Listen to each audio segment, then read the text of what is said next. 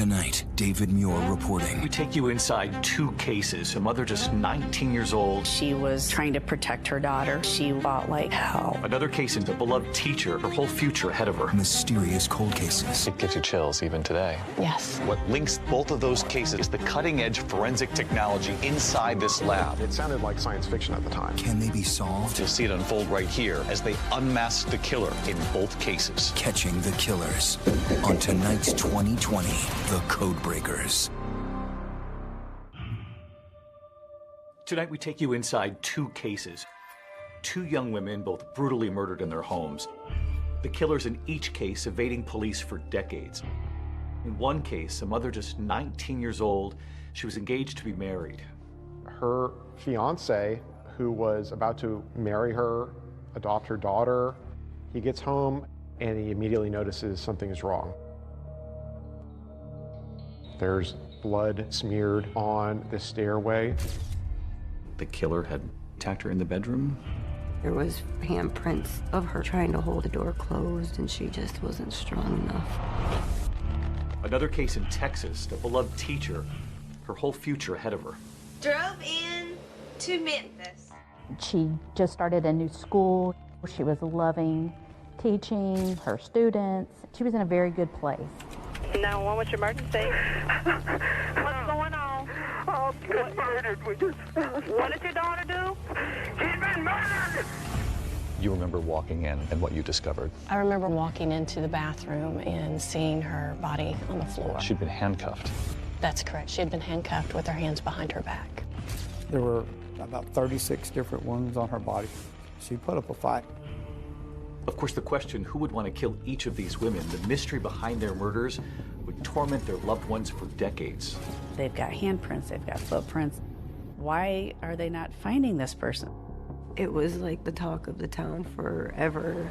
And for the detectives who were working these cases, frustrating dead ends. There was also a suspicion, could it have been a member of law enforcement?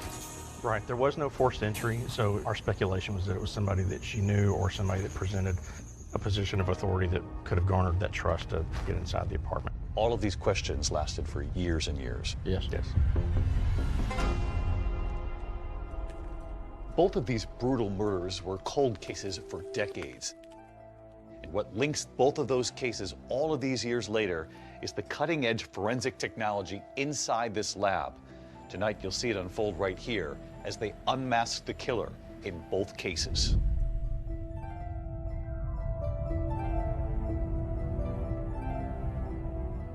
It's the first week of December 1988. 19-year-old Kathy Swartz is home with her 9-month-old daughter. In Kathy's living room, a tree decorated and ready for the first Christmas for her little baby. She was living with Mike Warner. They were, setting up their life, although he wasn't the father of the child. They were a couple and they were trying to make their way. He definitely came in and kind of was her knight in shining armor. They were a happy little family. Mike got up around 5:30 in the morning for his job. He gets home at 3:30 and he immediately notices something is wrong. Things were in disarray. Blood up the banister. And then in the bedroom was Kathy, very bloody, unclothed mostly. He would later describe it as like the walls were painted with blood. Mike is so distressed, he immediately runs to a neighboring apartment because he can't bring himself to call the police. Mike does go back into the apartment to find her daughter. Kathy's baby, who's 9 months old, dressed in pants, a shirt. She has one sock on. Her diaper looks like it's been recently changed. She was standing up in the crib when Mike walked in. This is that baby left standing alone in that crib all those years ago. She's now 36 years old. How was your mother described to you? Beautiful, happy-go-lucky. She did love like AC/DC, Metallica. She was like a little rock and roll girl. And everybody tells me that I was like her whole world. So you were 16 years old when you read the police report. Mm-hmm. It was awful for somebody to do what they did to her, knowing I was in the crib right next door. I just couldn't believe that somebody could do that. So detectives had questioned at the time whether or not this suspect had changed the diaper. Yeah. When the police got there on scene, I was dry. I didn't have a dirty diaper on, and it was some hours I was alone.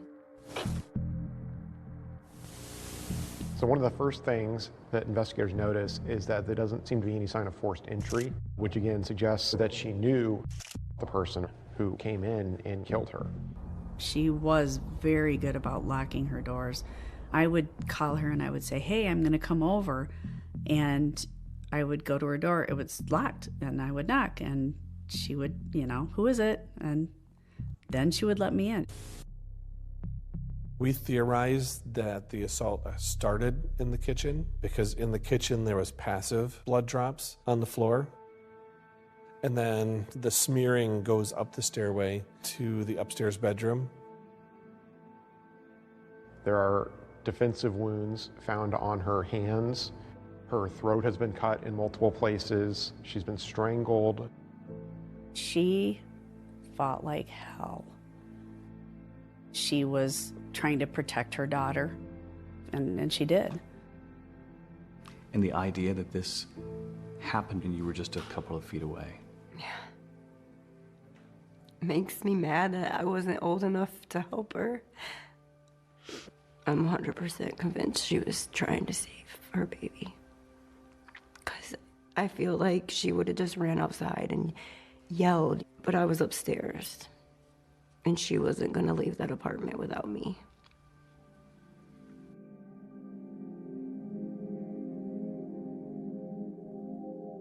In the bedroom where Kathy was found is a phone on the bed. The phone cord was cut, but on the phone there was Kathy's fingerprints, and then there was also an unknown fingerprint in blood. In '88, obviously, DNA was in its infancy. The fingerprint on the phone, how significant? Very significant, because they were in actual blood, and it was not my mom's. There is a bloody footprint in the bathroom. It looks like the suspect took a shower after the murder to try to maybe wipe the blood off, clean up. But in the process of doing so, he left behind a left footprint, size 9, in blood.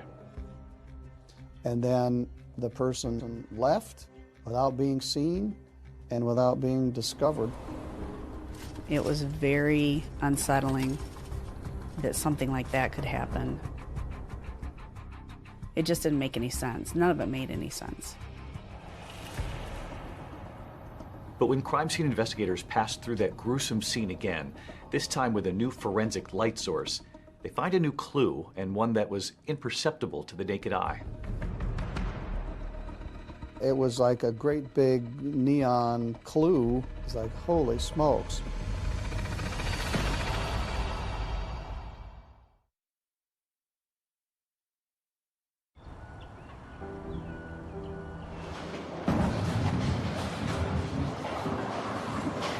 South Lanes is a bowling alley in Three Rivers, Michigan.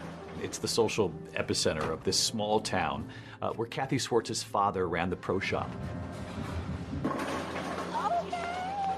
After her brutal murder back in 1988, it also became a place that connected Kathy's daughter, Courtney, to her mother. I grew up in the bowling alley. I spent a lot of time there. I was raised by my grandparents. They tried to fill the void as much as they could. What were you told about your mother's absence when you were a little girl? About first grade, they had told me that a bad man had hurt my mom and she was up in heaven. And when it would thunderstorm, they would tell me that that was my mom up in heaven bowling a strike.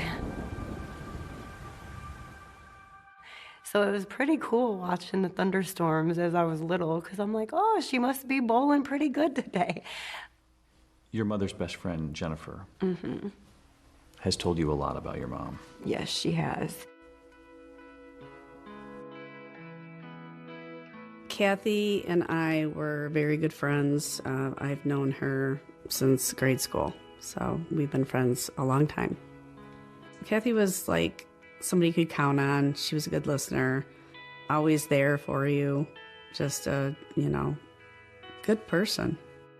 Childhood friends Kathy and Jennifer both found themselves pregnant as teenagers and formed an unbreakable bond. They would talk on the phone several times a day until December 2nd, when Jennifer couldn't get a hold of her best friend. A police officer came to my apartment, and he asked me to go to the station. I remember him asking me questions, do you know anybody that would want to hurt Kathy? Along those lines. And I finally just was like, what's going on? Is Kathy okay? And he told me, and I don't even remember.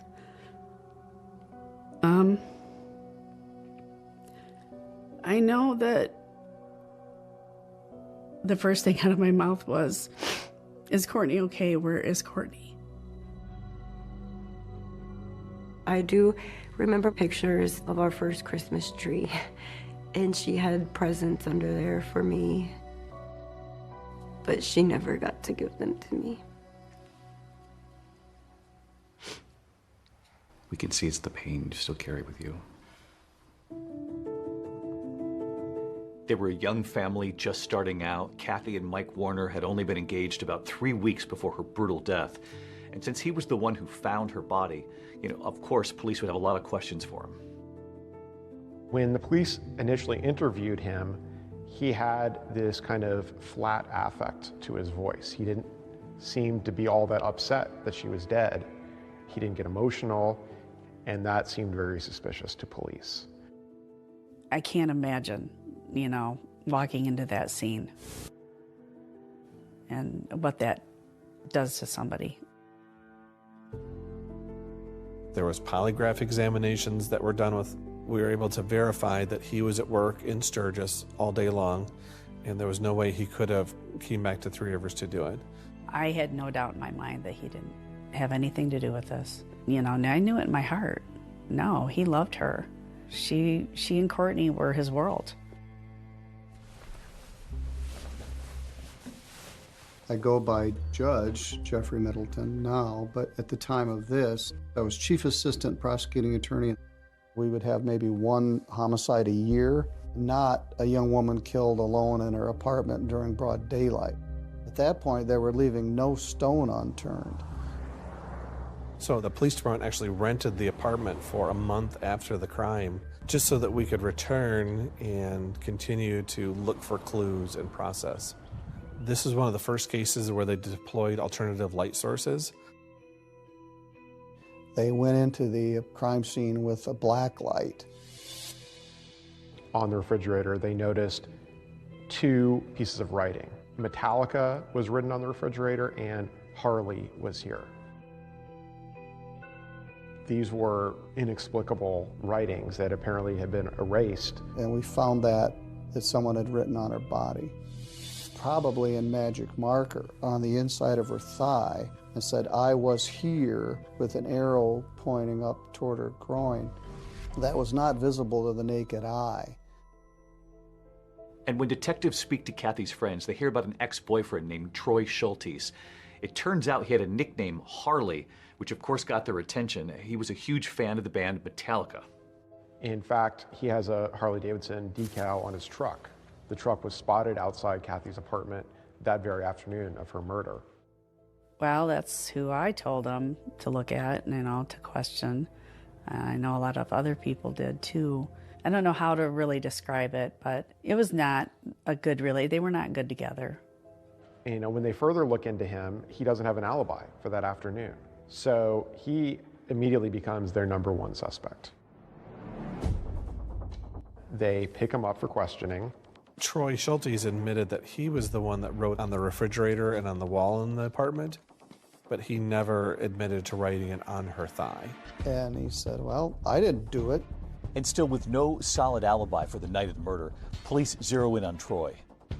I thought, that's got to be it. Because again, it's got to be somebody she knew, somebody she trusted. And before long, an arrest in the Kathy Swartz case is announced. But if investigators think they've got their guy, a rude awakening is ahead.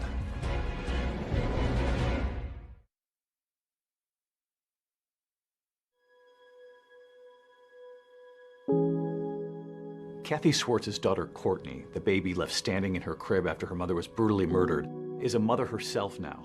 Why are you breaking everything? And she and her 4 children have stayed in Three Rivers, Michigan, finding comfort in a mother that she lost when she was just a baby. I do bring the kids out here for like holidays, her birthday, but I also do come out here a lot by myself too. Back in 1988, police believed they found the perpetrator who brutally murdered Courtney's mother, the man whose nickname was scrawled across her refrigerator, her ex-boyfriend, Troy Schultes. You know, you look at that and you think, well, that's somebody leaving a calling card behind that they were there. Without any kind of solid alibi and now under a cloud of suspicion, Troy is arrested, he's charged, and he pleads not guilty. We had the fingerprints, but we also had a sample of blood that was left behind. We believe because Kathy fought back that whoever the killer was had sustained an injury, and Troy's blood type did not match. They take fingerprints and footprints from him, and those prints also do not match. So the charges were dismissed. As it turns out, he was wrongfully arrested and wrongfully charged. So with the investigation now back at square one, the Three Rivers Police Department, they refocused on matching the fingerprint and the footprint found at the crime scene to the killer. We had fingerprinted and footprinted so many individuals that had been living in Three Rivers at that time, and none of them were a match. I thought we would solve this quickly. So the first month passed, we didn't know, 3 months passed, a year passed, and it wasn't solved. Police even looked at similar crimes that had taken place elsewhere in the area. They took fingerprints, footprints. There was no match. And the case got colder and colder. And as DNA technology improves, law enforcement, they continue to work the case. We fast forward to 2012. We're going over the evidence again.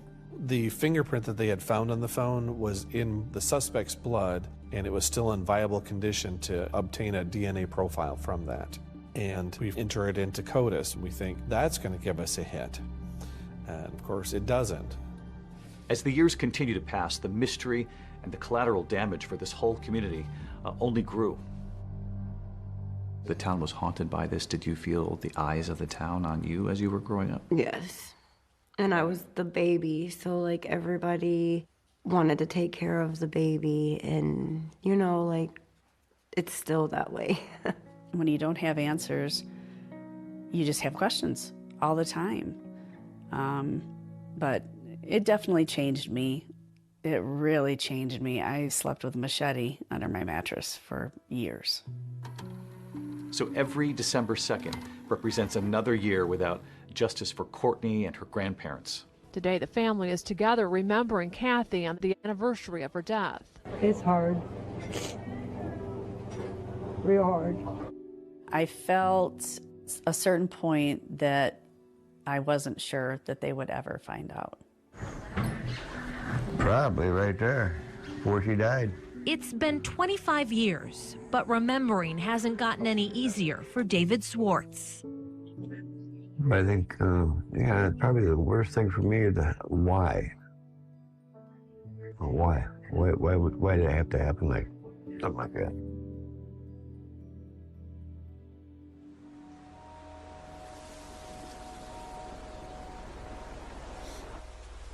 When you look at these kinds of cases around the country, there is generally an investigator or a detective who never gives up. Yes.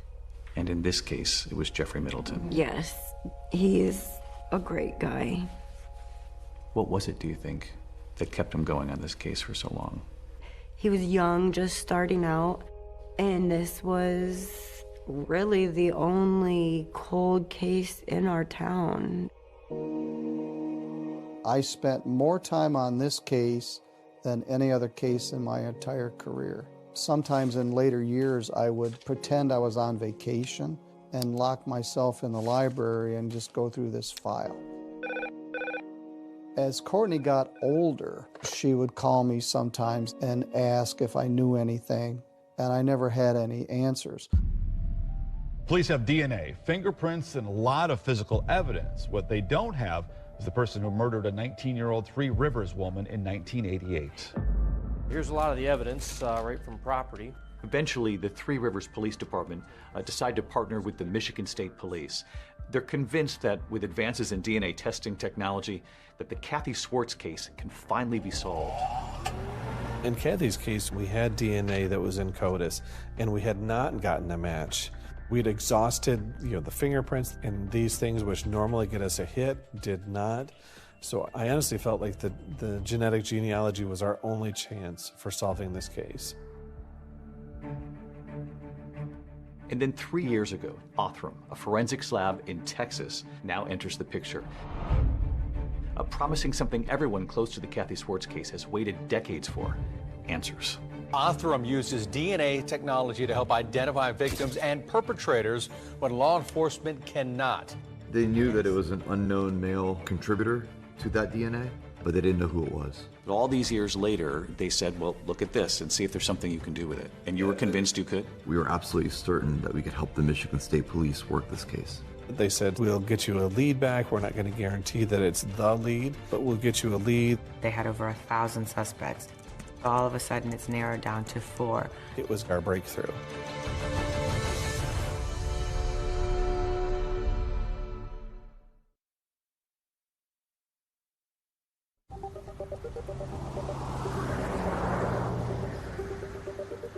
In 2022, a package containing DNA, that single bloody fingerprint from Kathy Swartz's pink phone, arrives right here at this building just north of Houston. To the outsider, it looks like just another office building, but what's actually happening inside, in these labs, is now changing how investigations across this country are being solved. This is the headquarters of Othram, a cutting-edge forensics lab that's been mentioned in some of today's most talked-about criminal investigations. And Othram has been credited by law enforcement with helping to solve cases that have been unsolvable for years now. How are you? It's good to see you. Good to see you. How are you? Yeah, Thank you. Welcome to Othram. David and Kristen Middleman are the husband and wife team behind all of this.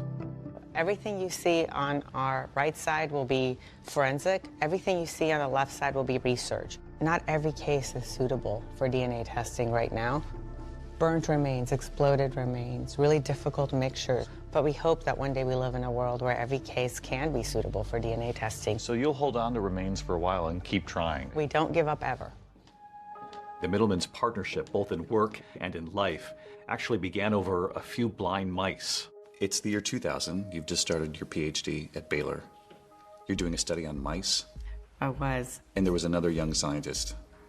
David, yep. So our projects collided, and he actually cured my blind mice. So I thought, wow, if this guy can do that, I think I'll marry him. David Middleman had worked in biomedical research for years before realizing that law enforcement was relying on a limited form of DNA testing. He knew that better technology was available, but said it just wasn't being widely used out there. It sounded like science fiction at the time. This way you could take decades-old DNA, put it into a genealogy database, build a family tree for your suspect, and then that takes you right to his door. That was pretty amazing. You start to think, wow, this is really an unused tool here for law enforcement. Yeah, it felt wrong that there were tools available, and yet there was this piling up backlog of cases that were unsolved. So at one point, you turn to Kristen and you say, I want to start my own lab. His words were, let's build a forensic lab of the future. And my words were, what? Who's going to give you evidence? You thought from the very beginning, who's going to trust us with this? 100%. I said, I don't think people will come. And he said, well, I'm going to build it and we're going to see. Within a year, he was solving cases almost every week. And the more cold cases they closed, the more publicity they got. and police departments around the world started sending them cases. It's just grown exponentially. In terms of publicly announced solves, Othram is #1 in the world. That includes homicides, rapes, unidentified bodies that they've been able to give names to. And Othram's reputation now for cracking these cold cases using DNA evidence and forensic genetic genealogy is what actually led Michigan detectives to send that 30-year-old DNA to this lab. In the Kathy Swartz case, this DNA was how old when it got here from that pink phone? It was decades old, and in spite of being so old, the DNA was still intact and usable for testing. You knew right away this was suitable, and this was just his DNA, the suspect's. Yeah, the DNA was a single unknown male contributor. It's a small sample, but in spite of that, there's anywhere from hundreds to thousands of cells worth of DNA. So if you touch David's hand, how much DNA, how many cells have you left there? Hundreds of cells. Hundreds of cells on his hand, and sometimes you're dealing with 10, 15. Even less. From years ago. Yeah. And still able to solve the case. It's a very, very sensitive technology. In this Kathy Swartz case, you've chemically labeled all the different parts of the DNA in this room right here, and what do you do with it from there? It is now ready to actually be read. This particular DNA sequencer is one of the most powerful sequencers This on here Earth. with the green? Yes. Give me a comparison to what authorities used to have to deal with. What would the DNA sequence reveal versus what you can reveal with the DNA sequencing from this machine now? Sure. So for the last 30 years, people have used a different kind of DNA testing technology that can measure 20 data points in the DNA. This machine actually can read out the entire sequence. So whereas you might get 20 data points in the earlier versions of this technology, this machine could give you anywhere from 100,000 to 1 million data points. 100,000 to 1 million? 100,000 to 1 million data points. So now that you have this sequencing that they just didn't have access to years ago, in this particular case, for example, what do you then do with that? So with the data file that comes out that might have 100,000 to 1 million DNA markers, you can do a lot more, including genetic genealogy and that search for distant relatives. You're taking what in many cases is a very old DNA sample from these cold cases. You're expanding the DNA sequence, but you're also able to take that information now and put it up against vast public data now, because families and relatives and third cousins and fourth cousins have put all of this information out there, and it would seem that this might unlock cold cases everywhere. Correct. At that point, Othram's in-house genealogy team takes over to build a family tree for the suspected killer of Kathy Swartz.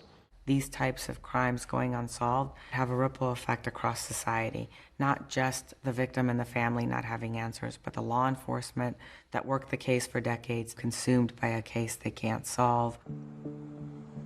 Finding those investigators and then gaining their trust is what Othram says has been critical to their success in helping to crack these cases.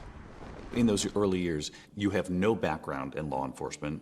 Are you essentially making cold calls to police stations? I spent my time almost exclusively talking to law enforcement. You live in Texas, and you know if you want to land a case in Texas, you got to get to the Texas Rangers. But how did you convince them that we've got a tool here? Well, the one that I've done the most work with is Ranger Brandon Bess. Brandon Bess is almost out of central casting for a Texas Ranger. He's this imposing man with his white hat.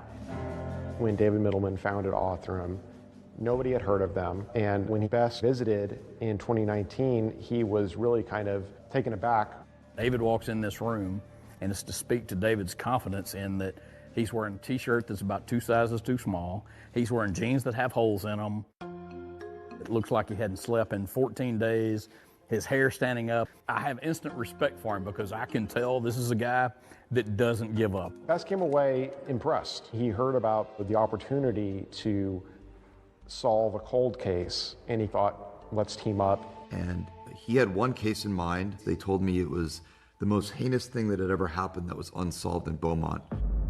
That other case, that young school teacher, 31-year-old Catherine Edwards.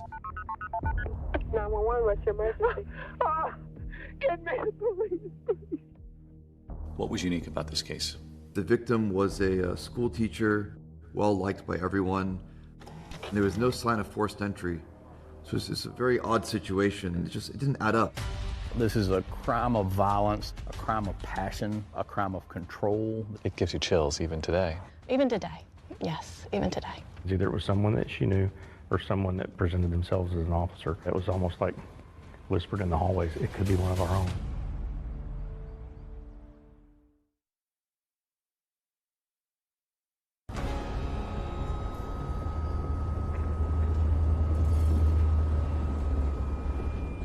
So on January 14th, 1995, the Beaumont Police Department gets a 911 call from a man at a townhouse in West Beaumont.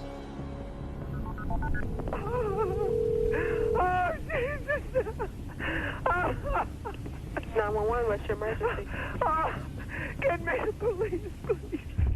He had found his daughter in the second floor bathroom, slumped over the tub. Okay, ma'am, what's going on there? Our daughter has been murdered. Okay, what happened, ma'am? We came over here and found her. She's handcuffed. She's been tortured. Please send someone. We're sending someone. Don't hang up, all right? Okay, is there anyone else in the house? My husband is here with me. Okay. We found her.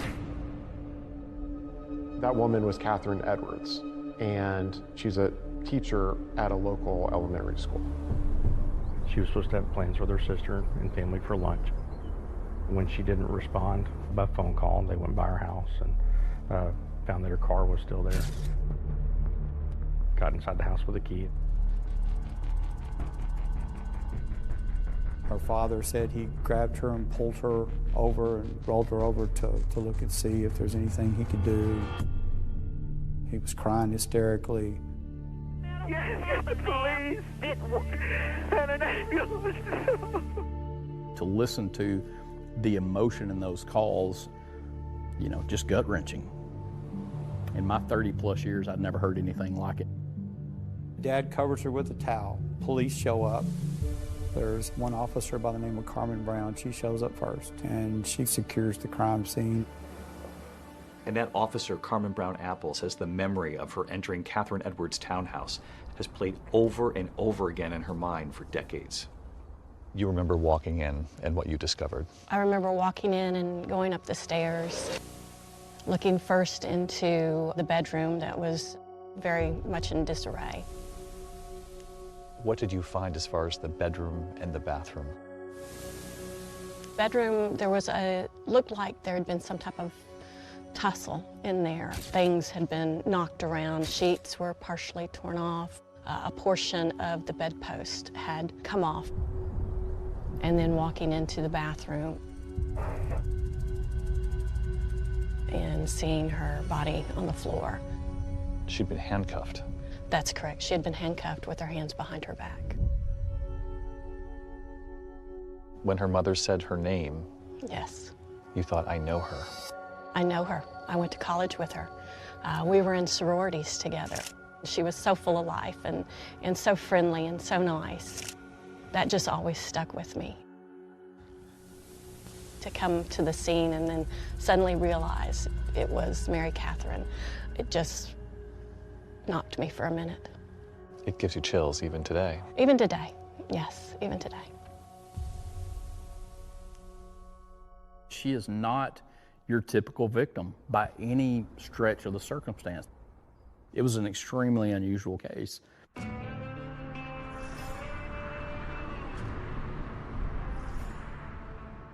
Catherine and her twin sister Allison grew up in Beaumont. They're part of a close-knit Presbyterian family.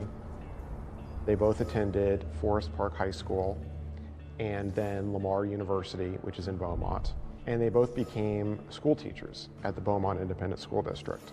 Catherine and her sister were extremely close. When you talk about Mary Catherine and talk about Allison and look at them, I mean, they are identical twins. You can't tell them apart. They both had students come up to each other in the grocery store thinking they were the other twin. Investigators learned that her sister Allison was likely the last person, aside from the killer obviously, to see Catherine alive. Allison would tell detectives that her twin sister arrived at her house after work to pick up her beloved beagle, Maggie. She came by, visited with her sister, went home. From what we can tell, she had had a glass of wine and just kind of was relaxing and about to go to bed. And I think the last time she was heard from was about 8 o'clock that night.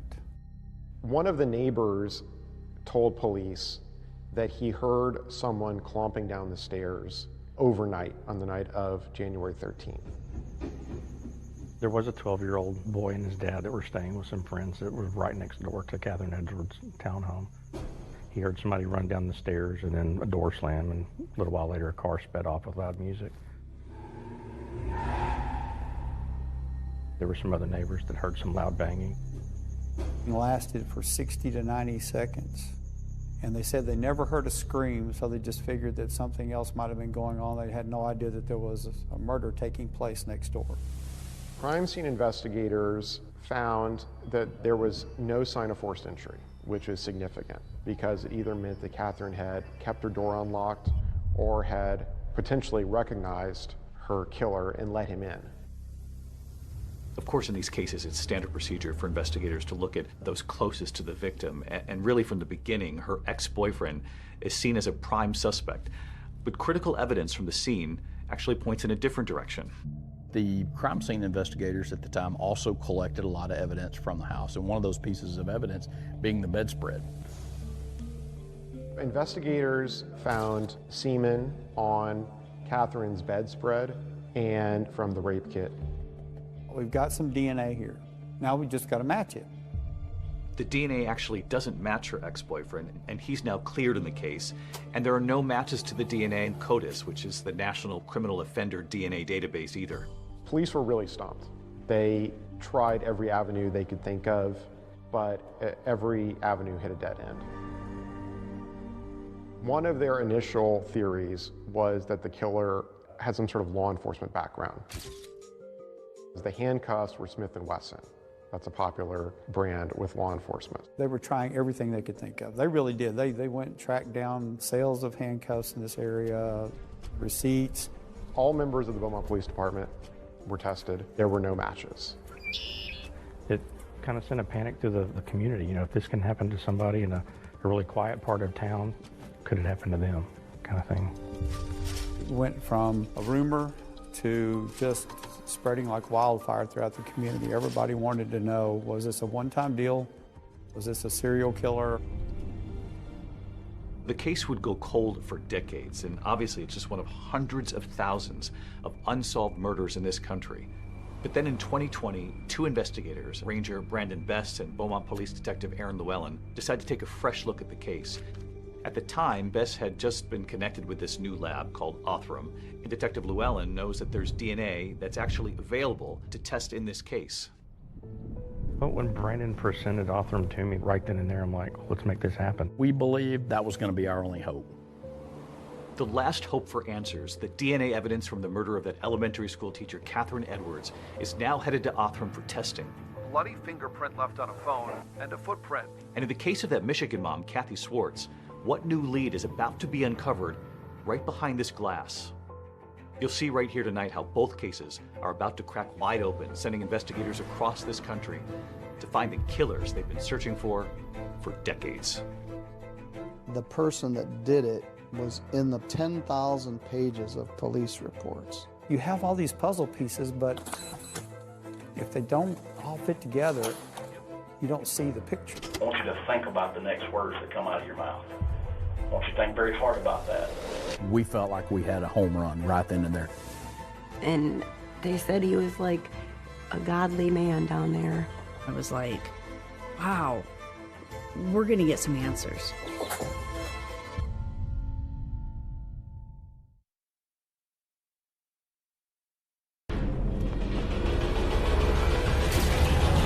Tonight, two horrible murders. I just felt awful. And now a survivor who lived to tell. I was just like, I can't tell him. I'll never tell anybody what happened. What did your daughter do? She's been murdered! It gives you chills even today. Even today. That someone had written on her body, on the inside of her thigh, and said, I was here. But only one way to solve them after years of going cold.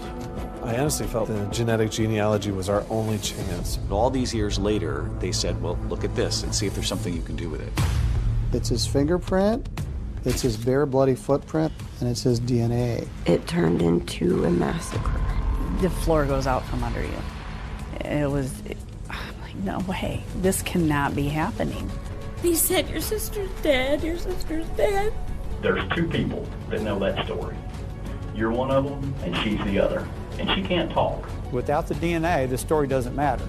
That the two of them were able to go back and look at that evidence. Yes. From when you were a 9-month-old baby. Yes. In the crib, just a few feet from your mother. And there was a moment I'm like, oh, this is our guy. For some families, you are the last hope.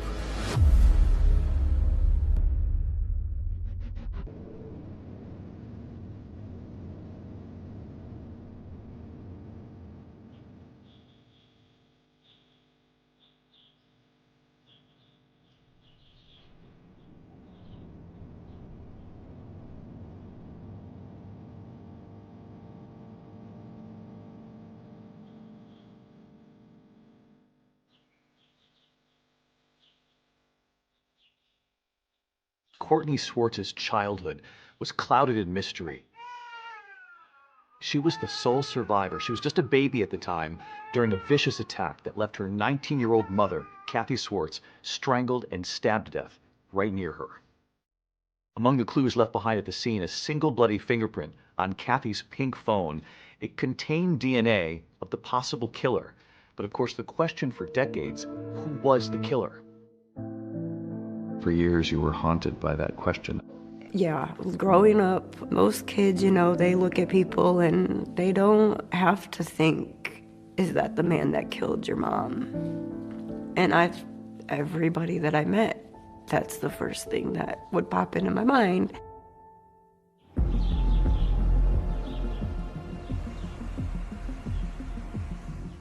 This is the original file from 1988.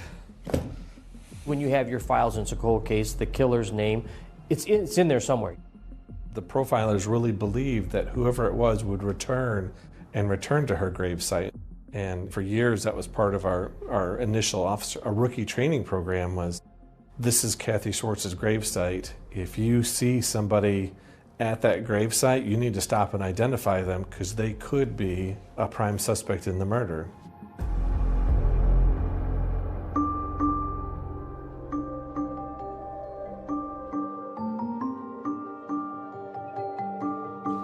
More than 1,000 miles from Three Rivers, Michigan, we're right here on the Neches River in Beaumont, Texas, where another family, heartbroken for decades, the community wondering, do they too have a killer in their midst? After the brutal murder of a young elementary school teacher, Catherine Edwards. She was just 31.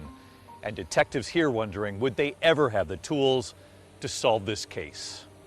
You know that every day that you don't solve that crime is a day that you're not going to be able to bring that perpetrator justice. This certainly is a scene that has always stayed with me. And you retired, and when you left the force, at that point it had not been solved. That's correct. Every now and then someone would dust off the case file and start looking at it with fresh eyes, and I always thought maybe this time something will spark and we'll catch whoever did this. It would turn out that spark, the one that would finally reignite the whole investigation into the murder of Catherine Edwards, was actually coming, thanks to a major leap forward in forensic technology.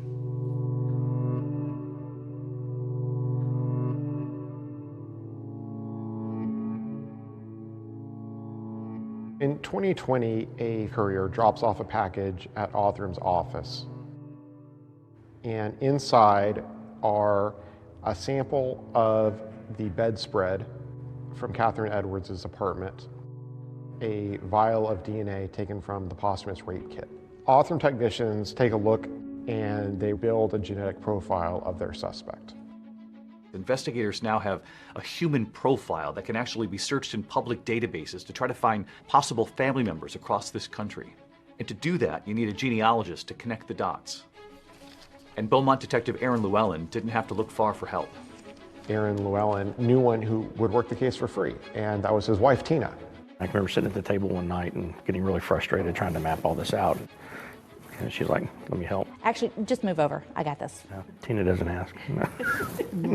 Tina Llewellyn was a detective in the Beaumont Auto Crimes Division. And she had an amateur interest in genealogy. I can remember dozing off one night and I wake up and she's got lines going here and lines going there. So now, along with the Middlemans from the Othram Forensic Laboratory, you've got two husband-wife teams actually working the case of this elementary school teacher, Catherine Edwards. And soon another critical partner joins the hunt. When Tina Llewellyn is looking through the matches to their suspect, these are distant relatives of the suspected killer, she notices that a lot of them are clustered in Cajun country in Louisiana. And the same contact name keeps popping up. This woman named Shara LaPointe. I was sitting at my desk one day and I got a phone call. He said, I'm Detective Aaron Llewellyn from the Beaumont Police Department. Your email is attached to one of the matches that we have to the person of interest. Shara LaPointe just happens to be a professional genealogist with experience working in criminal cases. She also has Cajun ancestry. Cajuns, back to the late 1700s, we were a small population who came to South Louisiana. And so they married their neighbors, who was usually their relatives also. Cajun ancestry is notoriously complicated and complex to perform genealogical work on. I knew it was going to be a challenge from the start. We spent hours and hours and hours on the phone talking to each other. Probably no less than 5 times a day. A friendship quickly forms as the two women spend the next 3 months building a family tree around the suspect's DNA, using every record they can find, a combination of internet research and good old-fashioned library archives. A lot of newspaper articles. A lot of newspaper Obituaries. Articles. Census records. I remember I got to a couple in Beaumont, and there are yearbook records of 2 sons that couple had. And the first one we came across, he was the right age. He went to the same high school with our victim. Aaron goes and does research and finds out that he had a criminal history from here, and it was a prior sexual assault that had occurred in 1981. And there was a moment like, oh, this is our guy. And the details of that assault set off alarm bells for detectives. There were a lot of similarities in that case that mimicked Catherine Edwards' case. The victim's hands were bound behind her back. She was sexually assaulted. We felt like we had a home run right then and there. Suddenly they realized that this suspect had a second victim. The difference this time, the victim survived and lived to tell. He started telling me that he was training to become a policeman and stuff. He was like, I'll just take you home. I don't know why, but I believed him.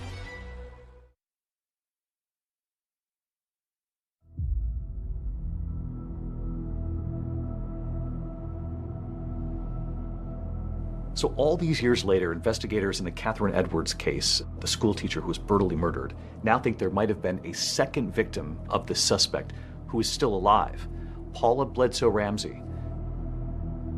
I was 19. There was a new country western bar that opened up. I really didn't want to go that night, but I'd promised the other girls that I would go. I decided I wanted to leave. I was done. I wanted to get home. The parking lot was mud, and my car was stuck in the mud. I just thought, I'll just walk to the gas station and call my mom. She says a man offered her a ride home. He said his brother's name, and then he said where he went to high school, and then he said, do you go to Forest Park? And I was like, yeah.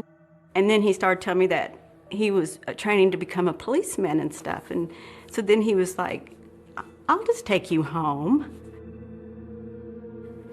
And I don't know why, but, you know, I believed him. She realized very quickly that that man wasn't driving in the direction of her home. He started off being very nice. Next thing I know, we're at this field. And then his whole demeanor changed. He drove her to a nearby park, threatened her with a knife, tied her hands behind her back, and raped her in the backseat of the car. Then he dropped her off at her house.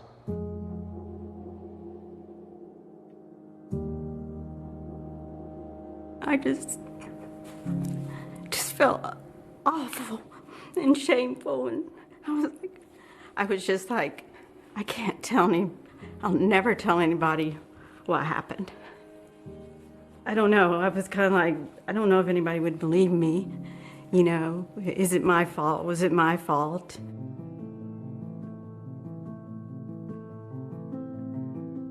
Paula said she summoned the courage about a week later to tell police what had happened. They would soon tell her that they identified the man who attacked her, and it turns out he wasn't a police trainee. He was a 21-year-old salesman in Beaumont. He said, yeah, I did it. I just got carried away. She said that the prosecutor talked to her, said, you know, this is his first offense. We want to plead him to an aggravated assault. She didn't understand what that meant other than he was pleading to a felony and for assaulting her. And so she agreed to the plea bargain agreement. I think today they take it more serious than they did back then. I wanted him to be punished. I think I was just pushing everything down and just trying to focus on with life.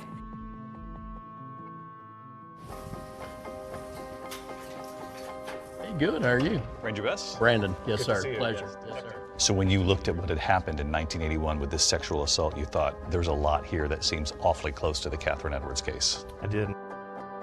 It turns out that the man who pleaded guilty in that 1981 case is a man by the name of Clayton Foreman. Now, this is the same name that turned up in Tina and Shara's genealogy hunt. He was one of two brothers from the family tree that they actually put together. And you might be wondering why his name never surfaced before. You have to remember that this case was back in 1981, and DNA collection wasn't even a thing by law enforcement. It was still a decade away. This is how he eluded detectives at the time. He essentially got away scot-free. As investigators get closer to solving this mystery, they begin to learn more about Clayton Foreman's background. And in a twist in this case, one of the things they learned is that Clayton Foreman, the suspect, actually went to the same school as Catherine Edwards, the woman who was killed. In fact, they probably walked down the same hallways here at school. And there was something else. Catherine Edwards was actually friends with the suspect's first wife. In fact, Catherine Edwards was a bridesmaid at their wedding. Investigators figure out that Clayton Foreman is working in a suburb of Columbus, Ohio, and he's working as a rideshare driver. We've got a suspect. Now we've got to make sure that's the right guy.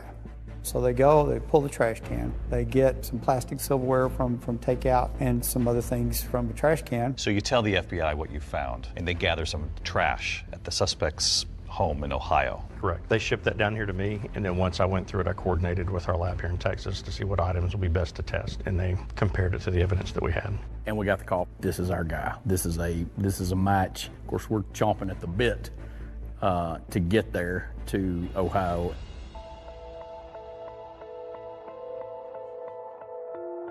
So he'd been told that one of his Uber customers had had something taken and that he needed to come down. Maybe you guys could ask him a few questions about it.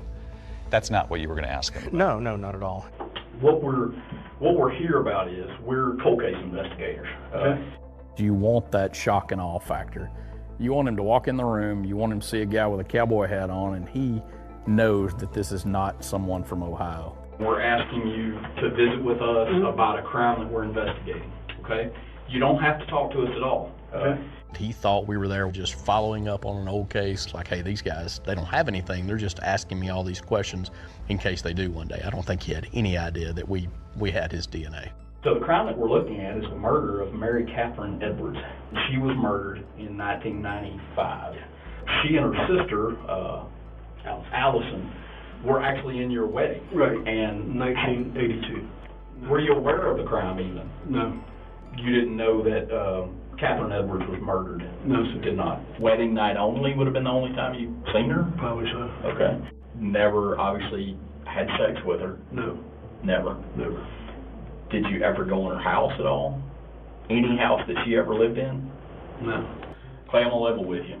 Okay? Right here and now, and I want you to hear me real close. All right, sir. What I'm going to tell you right now is your DNA was on Catherine's bed and was inside Catherine. Okay. I mean, I don't know how I got there, but per se it was there. There's only one way for it to get there. Okay. And that's by you putting it there. Okay. There's two people that know that story. You're one of them, and she's the other. And she can't talk. Mm-hmm.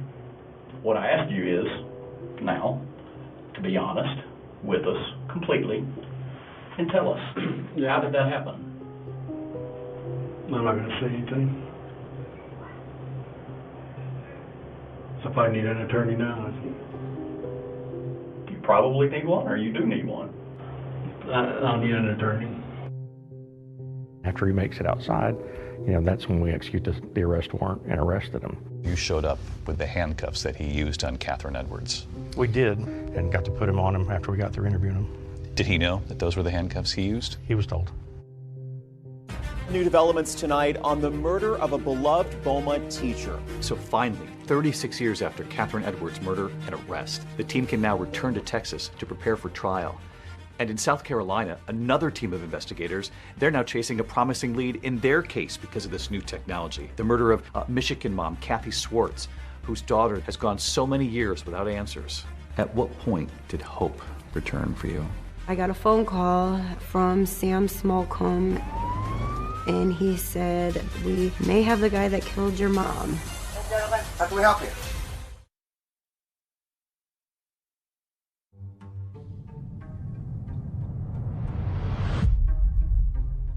Investigators working the cold case murder of Kathy Swartz, the young Michigan mother who was murdered, her baby right nearby, they had sent off the perpetrator's DNA taken from her pink phone to that lab in Texas, Othram. So after 3 decades with no arrests in this case, Othram actually uses their cutting-edge technology to build a comprehensive DNA sequence of who the perpetrator is. So now that you have this sequencing that they just didn't have access to years ago, what do you then do with that? We could use that profile to search a database of people, and in doing this, we can then begin to figure out how these people that are near relatives are arranged on a family tree. And if we can do that, then we can begin to ask where the person that we're looking to identify might fit on the tree. In going down the family tree, you find that there is actually a family that lives in Three Rivers, Michigan, a mother and father with 4 sons. Yes. That's correct. We got the report back, and they believed it was a family that had lived in Three Rivers. The DNA was male, so this narrowed it down to 4 brothers. The youngest brother, Barry, and then there was, the oldest was Sonny Waters, then John Waters, and then Robert Waters.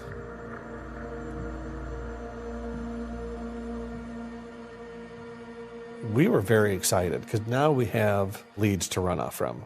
We were very quickly be able to eliminate Barry because his DNA that was in CODIS.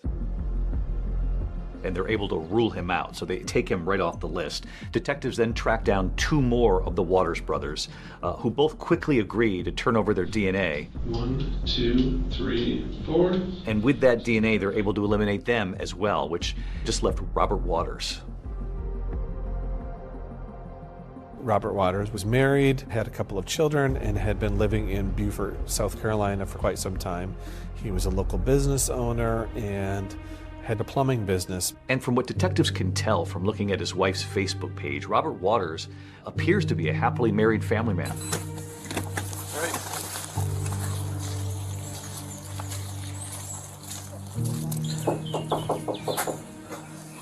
Hey, how you doing? Good morning. Hey, Robert. Good morning. How you doing? Good. How are you? How can we help you? I'm Sam Smallcombe from Three Rivers PD. This is Todd Peters from Michigan State Police. Nice to meet you. Nice to meet you, too. Can we talk for just a couple minutes? Sure. Not inconvenience All right. too much? Sure. He seemed like the guy next door that would mow your lawn for you if you were going to be out of town for a week. So I'm helping Sam, and we reopened this case from Three Rivers from way back in the day, going back through and getting interviews and just clearing everything. Okay. So we were wondering if you'd have time to come down to the PD and talk with us down there. Yeah. Okay. Somebody comes into your, knocks on your door, investigators from another state, and asks you to come down to a department and talk, you're probably going to ask why. Never asks why, and agrees to drive himself down and meet us there. So we'll just expect you in a couple minutes, and we'll meet you down That's there. fine. All right. Thank you, sir. After initially not showing at the police station, detectives call Waters. He's informed that they have a warrant for his prints and his DNA, and later that day he actually comes in. But what I'm probably going to do is do the 3 and... We had to just focus on getting the fingerprints and the DNA. Yeah, no, have a seat. And one of the issues we'd run into is the Beaufort Police Department did not have the fingerprint live scan machine. So we had to use the traditional ink and paper. Hang on for just a second. I gotta take a call real quick here. Yes, sir. Hey, sorry to bother you. We're struggling with this print here. Unfortunately, at that police station, they're having trouble actually getting a clean print from Waters. You wanna come get your fingers dirty again? We're gonna try to do it on just card stock. Okay. So we rolled them a second time, sent those back. Never gets upset about it, never gets worked up about the time. We're gonna go flat down. He still just willingly, I guess, hung out with us. So you've got the detectives now waiting for a definitive answer from the lab in Michigan. So they spend the next 5 hours actually making small talk with Robert Waters. If you like seafood. Yep, I do. You will like that place. We talked about our families, his family, plumbing and remodeling houses. You would never guess by looking at that guy that he was concerned about why he was there or the outcome of it. All right. Okay. I just wanted to tell you, we did submit the print that we took from you earlier. It did match to the one at the crime scene. So at this time, you are under arrest for the murder of Kathy Schwartz. Okay? Okay. It really surprised me. He did not really react. I feel like he knew when we showed up that morning that the game was up. Do you remember when you learned that the prints were a match? There was just so many emotions and everything going on that I was just overwhelmed and so excited because finally they had him. So after decades, you have your answer. Yes. 53-year-old Robert Waters, a former Three Rivers resident, now a plumber, husband, father, and accused killer. I didn't recognize his name, didn't sound familiar to me at all. But investigators always believed that Kathy Schwartz must have known her killer in some way. You'll remember there was no forced entry. And they finally discover the connection when they go back to speak to Kathy's one-time fiance, Mike Warner. Well, let me ask you the obvious question. What about Rob Waters? He came there one time. He came there one time? One time. Okay. Do you remember, like, was that close to December? That was... I think so. He knew Robbie Waters had visited the apartment about a month before the murder. We hadn't seen him since grade school. Yeah. Okay, so he just somehow figured out that you guys were living in Riverside and showed up that one time. Yeah. I honestly think she knew him then, obviously, because he was friends with Mike, and he was in town and tried to come see my mom, and she wasn't having it. He's waiting to be extradited to St. Joseph County. It really was, like, wow, we're going to get some answers. We're going to find some things out. But before his day in court could actually come, the suspect, Robert Waters, does something that shocks everyone. No way. This cannot be happening.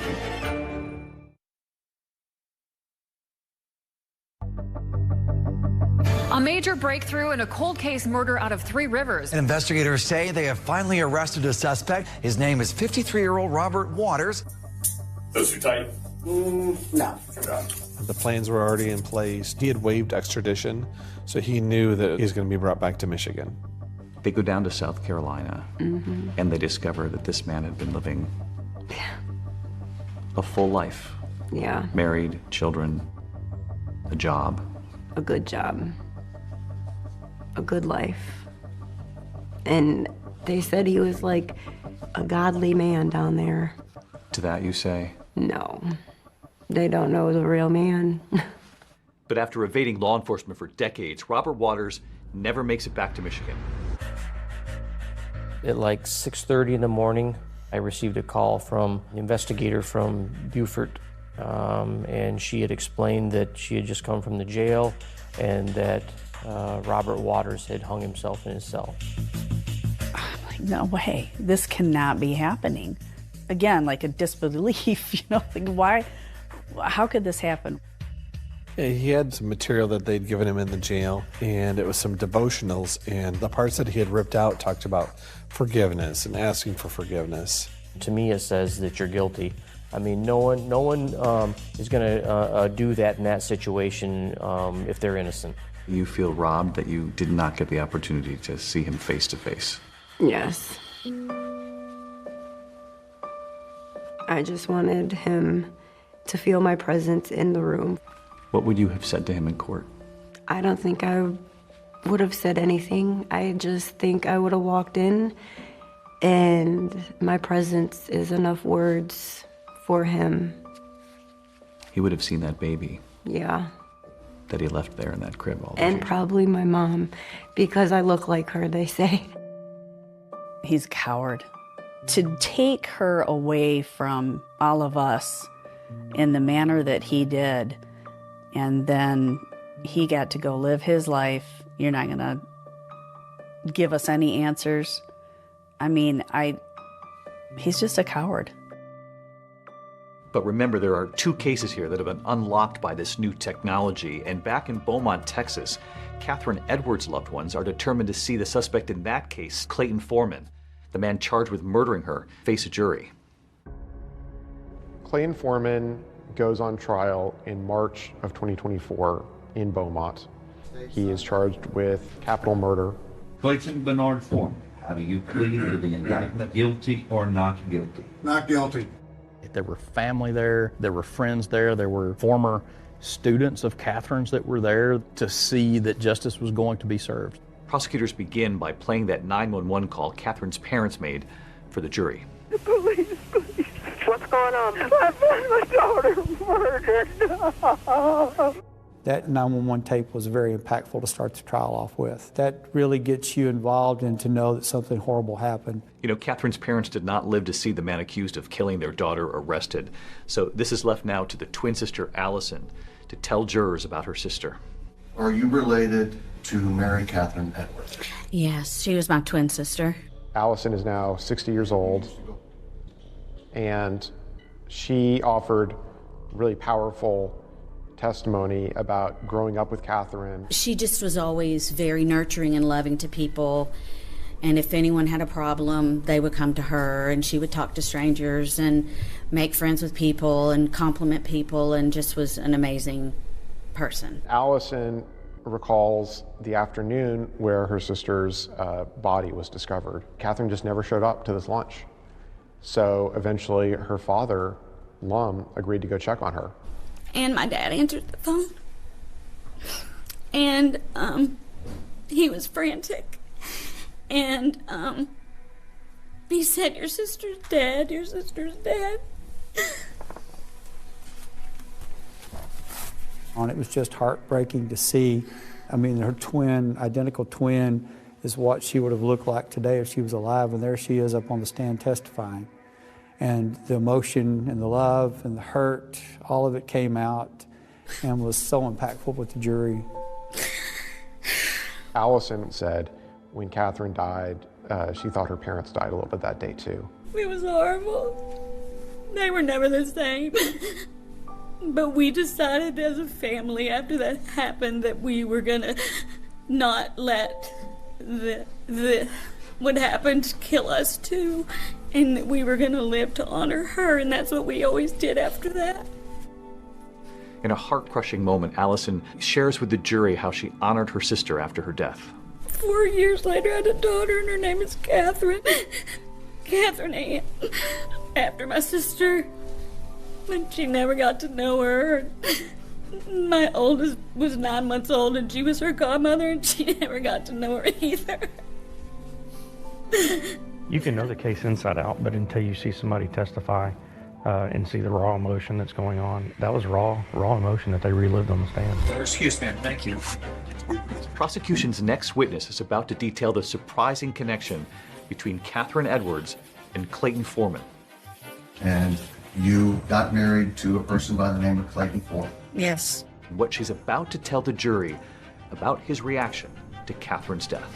It dumbfounded me.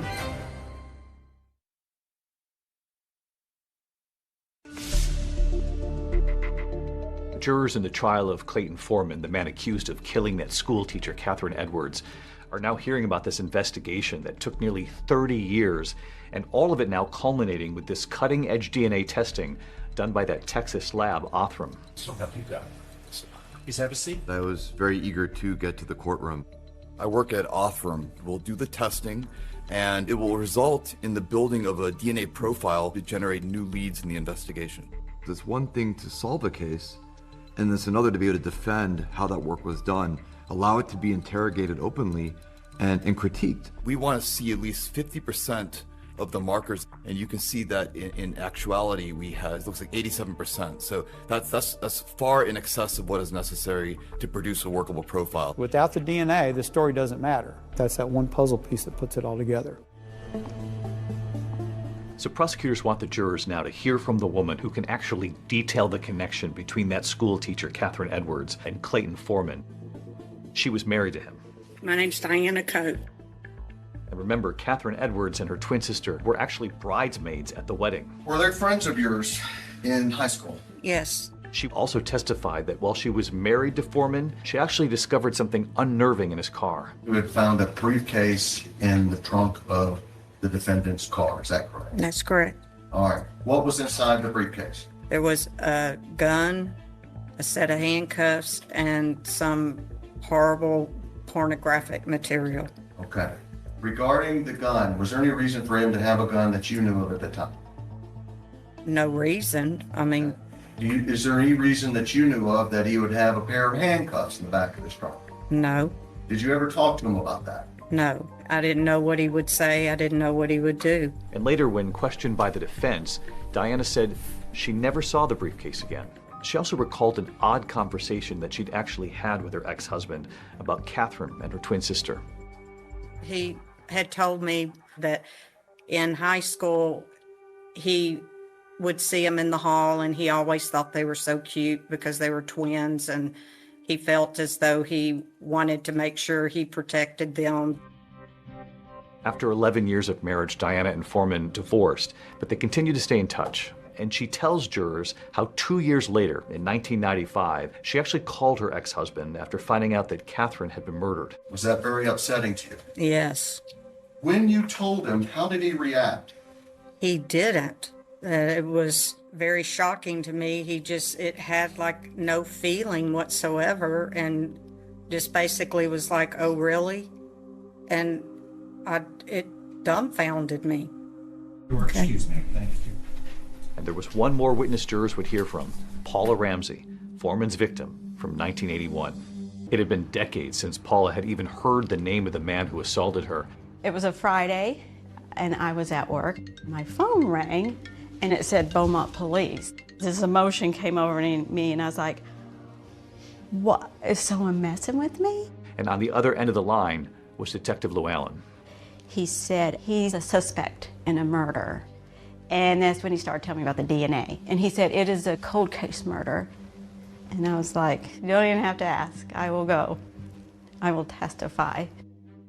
We hung up. I just broke down. I mean, you just go back to being that girl again, where that fear and all of it just kind of consumes you again. And so suddenly, all these years later, in a courtroom full of strangers, Paula is telling her story about how she was assaulted by Foreman.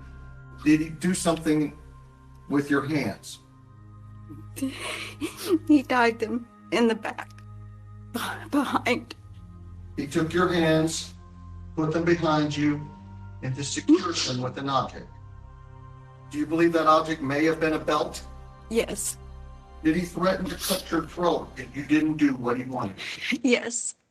I just kind of blocked out everything else and just focused on the questions. Did he say something that you found odd concerning what he'd just done to you? Yes. What was that? When I was getting out of the car, he said, "Stop crying. I'm sorry. I hope I didn't hurt you." You have to say these things out loud, and then knowing that he's sitting right over there, and just being in the same room, and that was hard. She relived it on that stand, and it was amazing to watch her how brave she was to do that. You came here today to tell this jury what happened to you 42, 43 years ago, right? Yes. Who did you do that for? For Catherine. I wanted to see justice done for her. And in the end, Clayton Foreman's defense, they wouldn't call any witnesses, but they did deliver a closing statement. You, ordinary citizens, get to decide whether or not, on the day in question, January 14th of 1995, Clayton committed the offense of capital murder.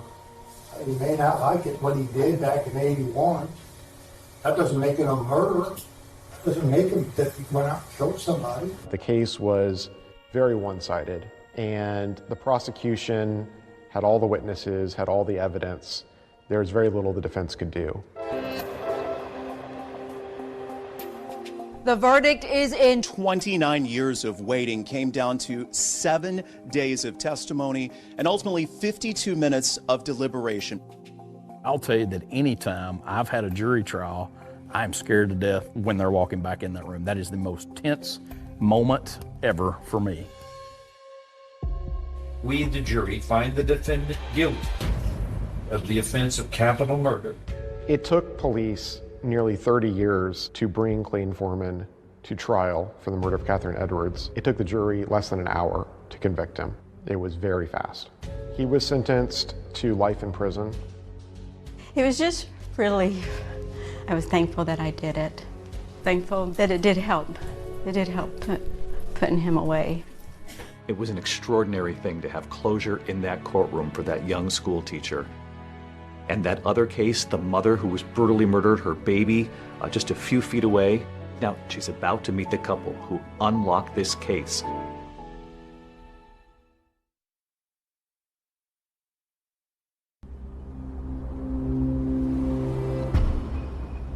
As we stand here today, all these years later, it's so peaceful and quiet here.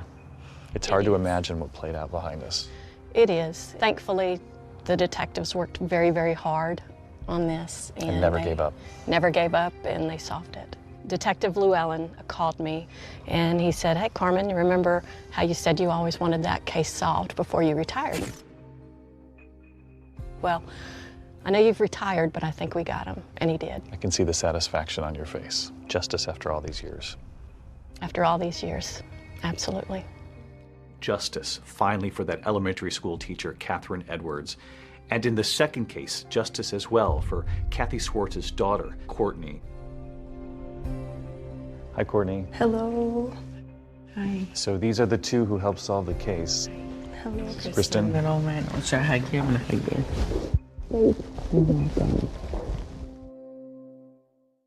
Just the idea, though, that the two of them were able to go back and look at that evidence and solve it all these years later.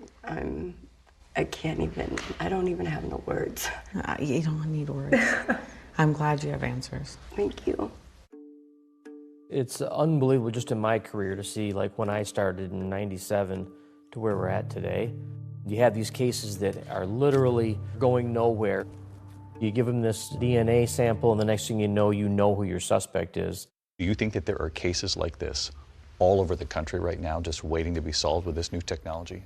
Absolutely, all over the country and all over the world. But finding every case, I think, would be the goal. Every one. Every sexual assault, every homicide, every one of them. We need to find those cases and we need to get them submitted and worked.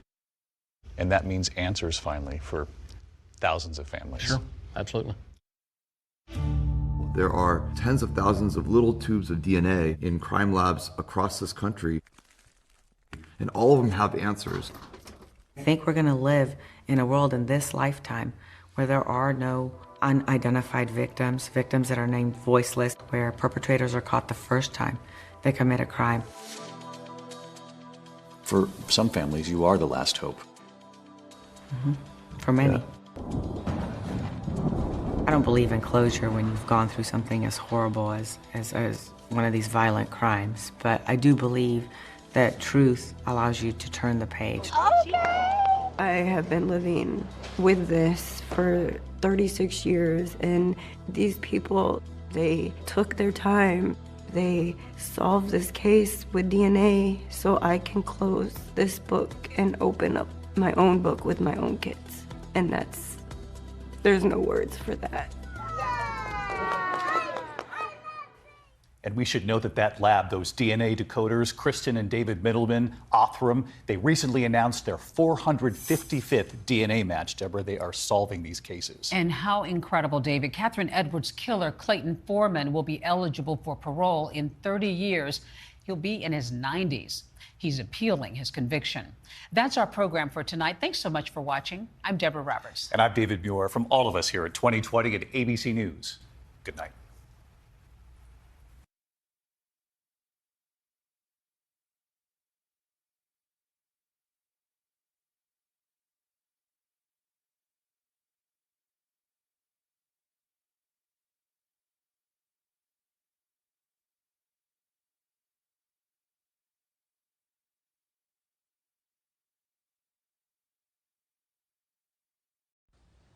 Tonight, a small town scandal when a beloved minister is killed. And his wife and children go missing. But for how long and why? 2020 starts right now. Why do you think the public was captivated with this story? It was something that was so totally unexpected. Someone had broken into the home, killed Matthew with the gunshot, and then took Mary and the girls and left. A church pastor is dead, and his family is missing at this hour. When you add religion to murder and then sprinkle in abuse, everyone's in shock and no one knows who to believe. This is pretty telling. The killer unplugged the phone. Yes. So no one could call anyone for help. People were frantic, thinking that there may be a killer on the loose. The most important thing to them right now is to find Mary Winkler and find the three girls. So how does that missing wife and mother go from lost to found? Ma'am, get out of the vehicle. Get your hands out of the vehicle now. Get out. Winding up in a police investigation. I have nerve now, and I have self-esteem, and so my ugly came out.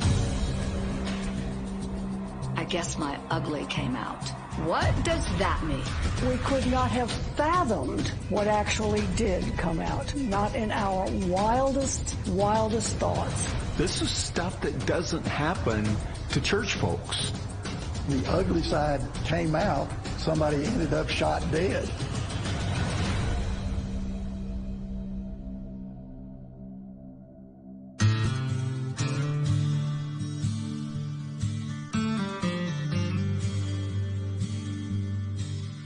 It became one of the biggest, most talked about stories in the entire country. And it all started here in the heart of the Bible Belt, in this small church in the tiny town of Selmer, Tennessee. Matthew Winkler would preach to his congregation every Sunday morning here about right and wrong and about living your life in the service of God.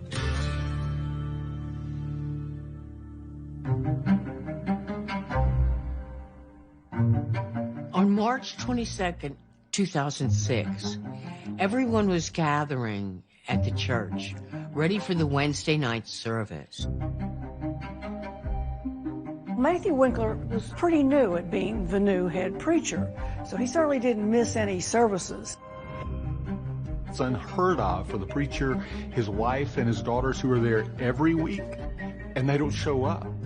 But even though they kept watching the door, waiting for him to come through it with apologies and messages of love for the congregation, it never happened. Overcome with worry and concern, some of the members of the congregation take a 5-minute drive to the church parsonage behind me. It's where the minister, Matthew, his wife, and 3 children lived. Once inside, the church members make a shocking discovery. We were knocking on the windows, knocking on the doors. At that point is when I felt that something was wrong because the key was on the inside of the door, the TV was on, and there was no answer. At some point, they go inside the home, walk through, calling his name, calling Mary's name, calling for the girls. Yelling, "Is anyone in here? Can anybody hear us?" They looked around. No Mary, no little girls. Everything looked normal, nothing looked out of place. But the master bedroom door was shut. They walked over and opened it, and all their nightmares were answered. Saw Matthew laying there on his back. A foam was protruding from his mouth and nose. We knew pretty obviously that he was dead at that time. So we called 911, and then we all gathered in the living room and held hands and prayed for Mary and the children because we assumed that they had been abducted. Church members couldn't fathom who would kill their preacher. This was a man who, in fact, was considered religious royalty here in Tennessee, coming from a long line of distinguished ministers. Matthew Winkler is the son of a preacher and the grandson of a preacher and the great-grandson of a preacher. The only one who could ever reach me was the son of a preacher man. It's in his blood, literally. Mary grew up in a Church of Christ family also. Mary was raised in a strict household in Knoxville, Tennessee. At South Doyle High School, she was known as a reserved student with a good sense of humor. She didn't draw a lot of attention to herself. That's also true of many women in the Churches of Christ Church. They don't want to bring a lot of attention on themselves. Mary was cute as a button. She was always ready with a smile and a touch on the hand. And she just was the perfect embodiment of a Church of Christ woman. Mary and Matthew met at Freed-Hardeman College. It's a college affiliated with the Church of Christ. And Mary has said that initially they were just friends, but then they started dating, and apparently Matthew must have liked her because 3 months later he asked her to marry him. Both Matthew and Mary dropped out of school because they couldn't afford it anymore, and then Matthew got work as a youth minister in McMinnville, Tennessee.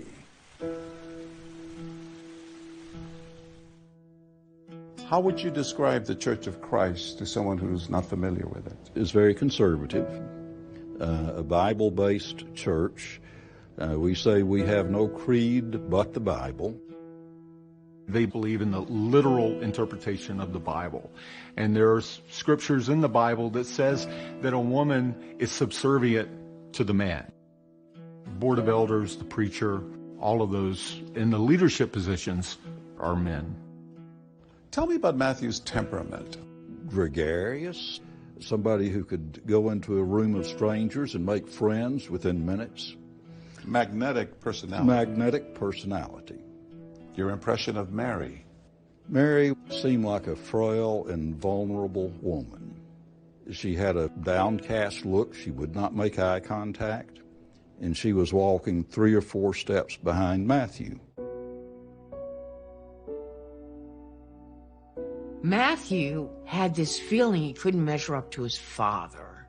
He bristled under just being a youth minister. He wanted to be the preacher of his own church. It was in January of 2005 that Matthew and Mary Winkler moved here to the town of Selmer. Matthew had just landed his dream job, named the head pastor here at the Church of Christ.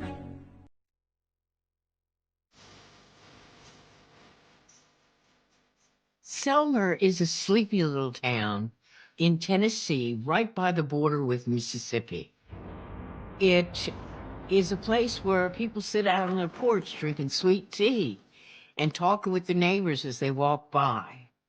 It's very Southern in so many ways. One of Elvis Presley's first outside of Memphis performances was here in this county. The highway going through Selmer to Elvis's home is called Rockabilly Highway. What does this town like? Small town. Yeah. Close unit family. Pretty religious? I see a lot of churches here. Yes. Almost every corner you'll find a church. True happiness is found in God's Word. happiness is not only found in God's Word, it's found by living the way God says to live in that Word. The Winklers found a wonderful church in Selmer, Tennessee, and the people of the community and congregation embraced them and welcomed them. It seemed like the perfect scenario. That is, until March 22nd of 2006, when that beloved young minister was found dead on the floor of his bedroom. Was it a kidnapping and it just went wrong? Someone definitely intended to kill Matthew Winkler. In a small town, people were frantic, thinking there was a killer on the loose. And where were Mary and the girls? Had someone unknown come into the home, killed Matthew, and gone off in the family van with the 3 girls and Mary, holding them captive.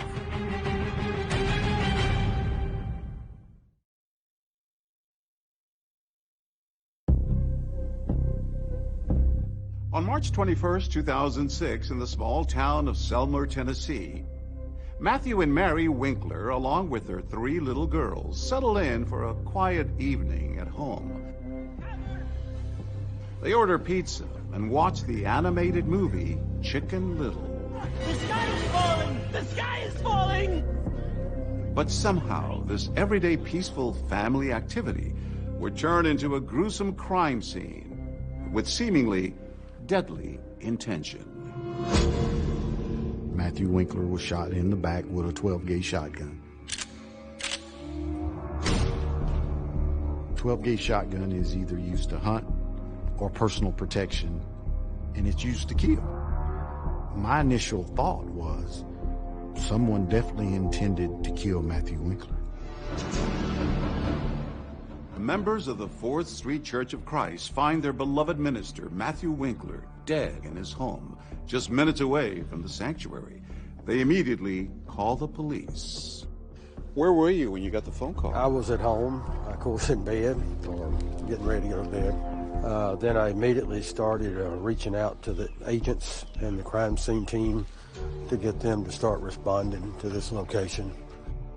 When the police came into the house, they cleared all the church members out, but they interviewed them as well and started picking apart the scene, looking for anything that could give them information. They would have started with the interior, taking photographs, taking measurements. Nothing was out of place. It wasn't ransacked, looking for valuables. But what would stand out is when you got to the back bedroom. There were blood stains on the pillows. There were blood stains on the floor. Matthew was laying beside the bed, and that's where he was found. But you think he was shot while he was still in bed? Yes, and he would have rolled over. Investigators were thinking of a lot of things that this scenario suggested. You have someone fatally wounded. No one else is around. Is this some type of robbery that had turned into murder? Was this a vendetta or was it a kidnapping? And it just went wrong. At that point, you don't know? You don't know. I mean, it's a mystery. What do we have here? This is actually the bed. This is the that bed. Would have been where he was sleeping. Could have been shot from here or from here. Well, probably from this side. Right. He was shot on the bed, so that tells you that the shooter had no confrontation with him. There was no defense that Matthew could have put up, being that he was shot in the back. And this is the shotgun shell. It's actually the round that killed him. Over here, this is the bird shot. That's some of the bird shot recovered from his body. Correct. This is the actual shotgun. Yes, sir. Can you show it to us? That's 12 gauge pumped. What kind of damage can it do? Close up. Well, lots of damage. A 12-gauge shotgun shooting birdshot. When it makes impact, it's going to explode with all of these pellets. and Matthew had somewhere over 70 pellets in his back. And for investigators, each crime scene tells its own story. And this one would reveal a chilling detail. It seemed that the perpetrator wanted to seal Matthew's fate with absolute certainty. They were very disturbed when they noticed the telephone clearly placed in a position that was out of Matthew's reach. And it was disconnected from the wall jack. So the killer unplugged the phone? Yes. So no one could call anywhere for help? That's what we believe. Even if he was able to survive or even live long enough to reach up and grab the receiver and hit 0, it wasn't going to work. There is breaking news that we've been following all day out of Selmer, Tennessee. It is a case of tragedy in a small town. A church pastor is dead. While investigators were combing through the crime scene, news of the death of the much-beloved preacher Matthew Winkler shook Selmer to its core. And, it's just shock. Everybody's just in shock about it. This is the 4th Street Church of Christ here in Selmer, and all day long, church members have been coming and going. You can see it in their faces how distraught they are about the death of Pastor Matthew Winkler. Who would have done something like this? Everybody loved him from what we understood. People were frantic, thinking that there may be a killer somewhere in their community. And do police have a motive they're working on? Any kind of theory here? Now, they are telling us very, very little about this. Matthew was often approached by people who had addiction problems or financial problems. What if Matthew turned one of those people away? What if they have come back in anger? An Amber Alert is issued for 3 little girls. Police need to find Mary Winkler, 1-year-old Brianna, 6-year-old Mary Alice, and 8-year-old Patricia. They, along with their gray minivan, were missing. Were they in danger?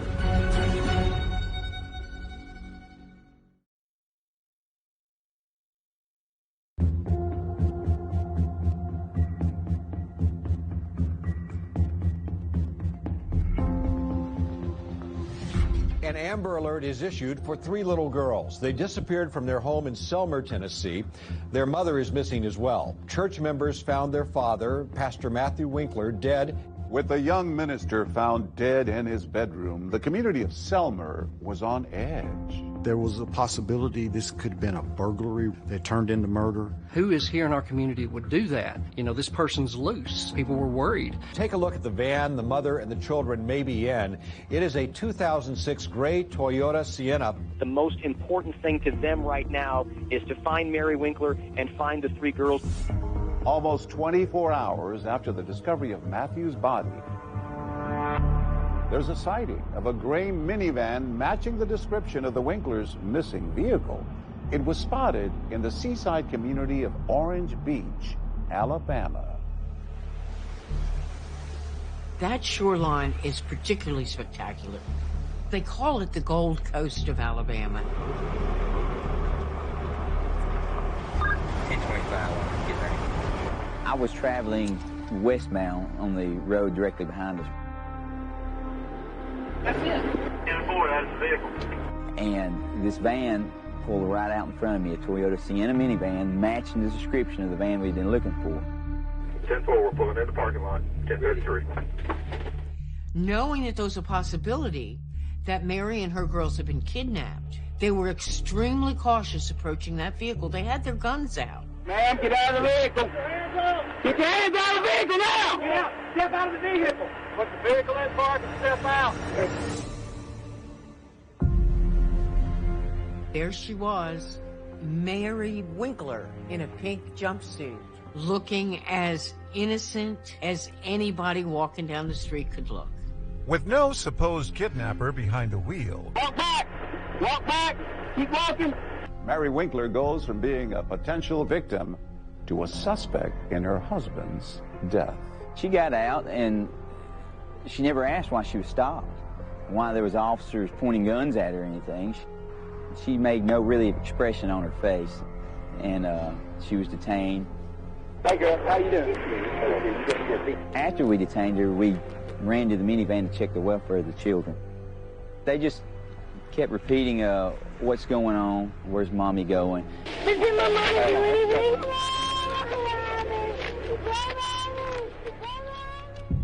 Shortly after Mary's arrest, police search the minivan and they make a stunning discovery. It was soon after Mary was apprehended by the Orange Beach Police Department. A shotgun was found in the minivan. You've heard the term, we found the smoking gun. Well, that's exactly what we thought. We had found the smoking gun, and it was just our job now to put the facts and the details together. Back in 2006, Stan Stabler was a corporal with the Alabama Bureau of Investigation. I received a call from Orange Beach Police Department that evening. They requested that I come to interview Mary Winkler. It's March 23, it's about 9:55 p.m. We're at Orange Beach PD. I'm Stan Stabler with ABI. If you would just speak your name for me, please, ma'am. Mary Winkler. When we first started, I got a lot of background information about her, their marriage. How long have you been married? 9 years, 11 months.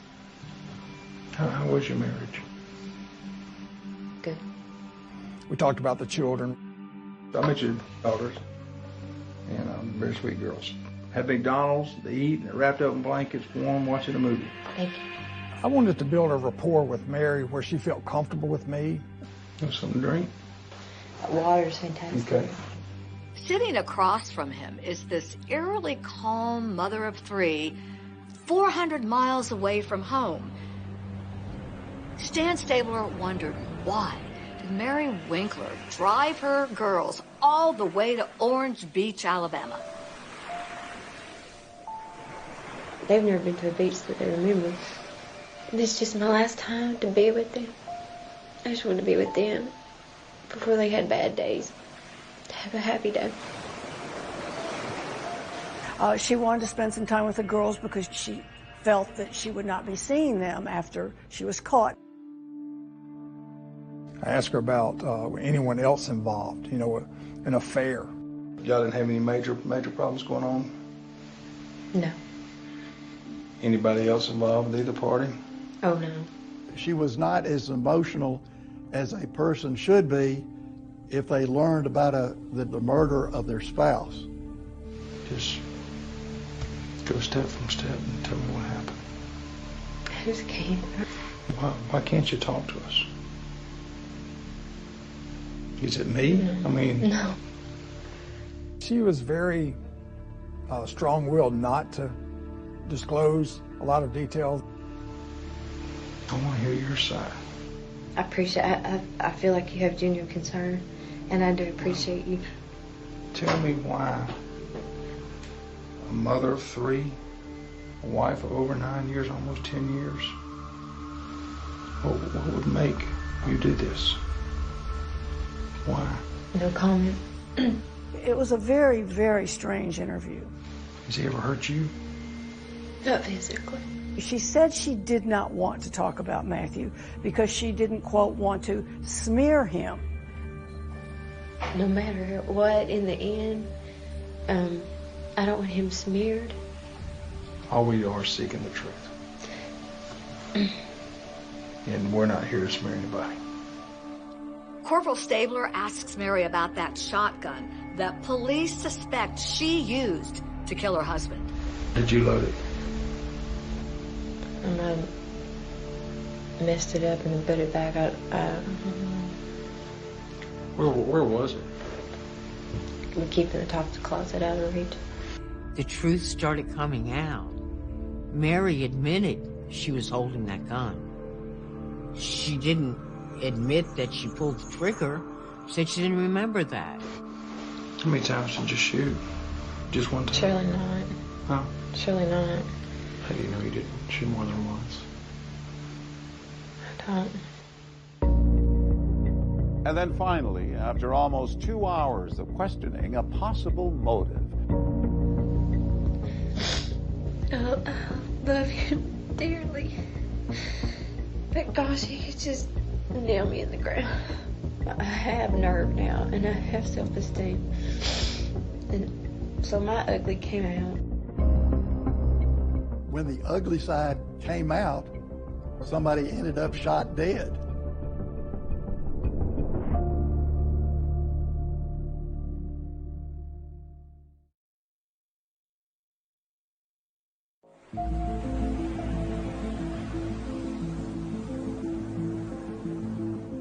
For almost 2 hours, Corporal Stan Stabler prods Mary Winkler about her relationship with her late husband, Matthew.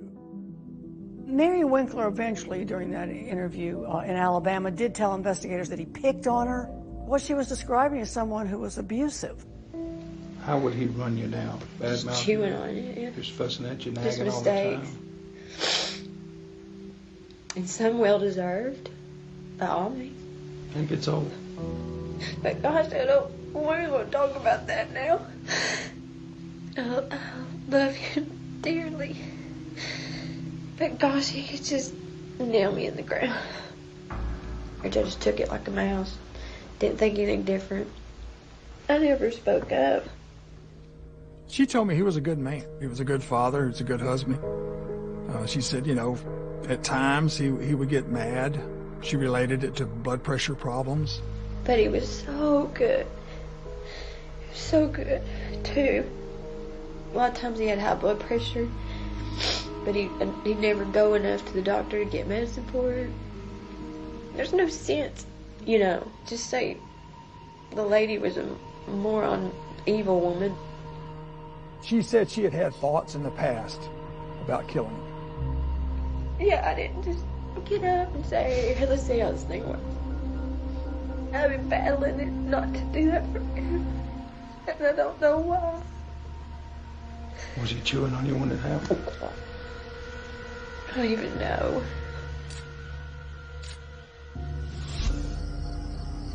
Mary had said that she got a job. Then she said her self-esteem started coming out. And then she started speaking up about things she didn't like. I have nerve now, and I have self-esteem. And so my ugly came out. When the ugly side came out, somebody ended up shot dead.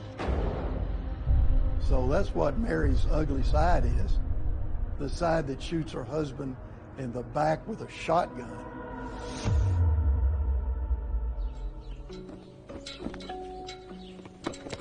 Mary waived her right to an extradition hearing and willingly went back to face justice in Tennessee. While in Tennessee, investigators from the Tennessee Bureau of Investigation take another statement from Mary, which she initials. And this time, Mary drops a few bombshells about the morning Matthew was killed.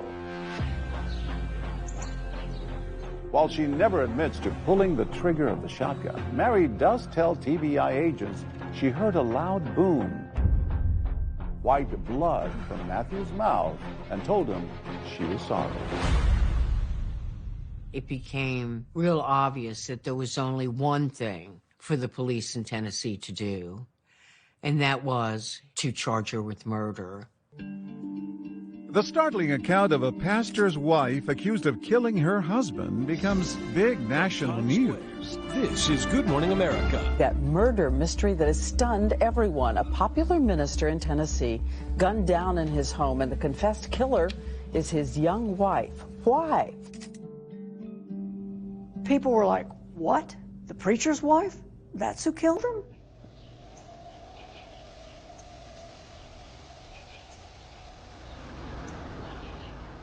Once a minister's wife, now accused of murder. As Mary sat in jail, hundreds packed in the 4th Street Church of Christ to mourn the loss of Matthew. We want to first of all thank all of you for the love and care you've shown for the Winkler family. As for the Winklers' 3 daughters, they're in the care of Matthew's parents. The girls are going to need a lot of care and attention. And now we turn 100% of our attention to them.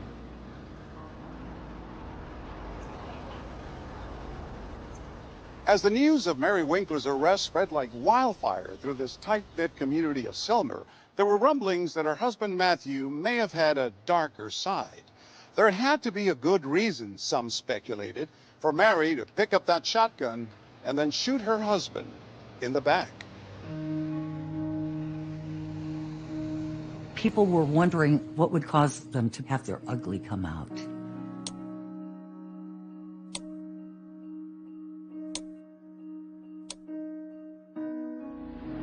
Knowing Mary the way I did, I knew that he had to do something to push her over. Mary's sisters say they saw a change in Mary once she got married. I don't remember hearing her laugh. She was not a happy person. Mary's other sister, Amanda, and her father, Clark, say they saw bruises on Mary. I didn't say anything because if I was to say, who gave that to you, and that would make her mad, I wouldn't see her again. I saw terrible bruises, the heaviest of makeup covering facial bruises. So one day I confronted her and I said, Mary Carol, you are coming off as a very abused wife. And Mary Carol would hang her head and say, no, Dad, everything's all right, everything's all right. And several times I talked very seriously to her about leaving him, and she just did not want to. I feel so bad about this. I feel like I have a part in it. I should have talked more to Mary Carol. There were people who said that they did see a short temper in Matthew.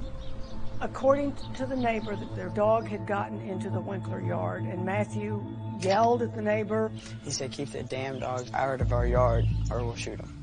He had a temper on him. I've never met a preacher like him. This never rose where it was ever a volatile encounter with somebody. It was just being stern, like the dog. Hey, please do this. I've warned you. As investigators dig deep into the Winklers' lives, they come to believe that Matthew's killing may actually have been about money. That's what was the root of the evil in this whole situation. According to them, Mary was knee-deep in financial fraud, and investigators suspect that weighing heavily on her mind was an upcoming trip to the local bank. The bankers set a meeting for Mary and Matthew to meet at the bank on March 22nd. I think she was desperate and afraid.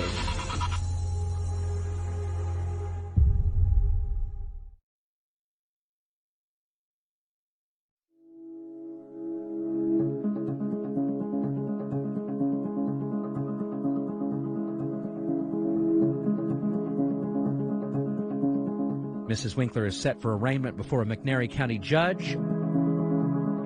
After Matthew's death, Mary appeared in a Selmer courtroom, trading in her Sunday best for an orange jumpsuit.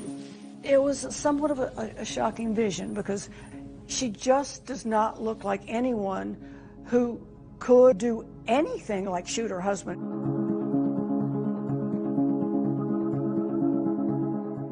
State of Tennessee versus Mary Carol Winkler. You're charged under Tennessee Code with first-degree murder. After pleading not guilty to first-degree murder, Mary is led away in shackles.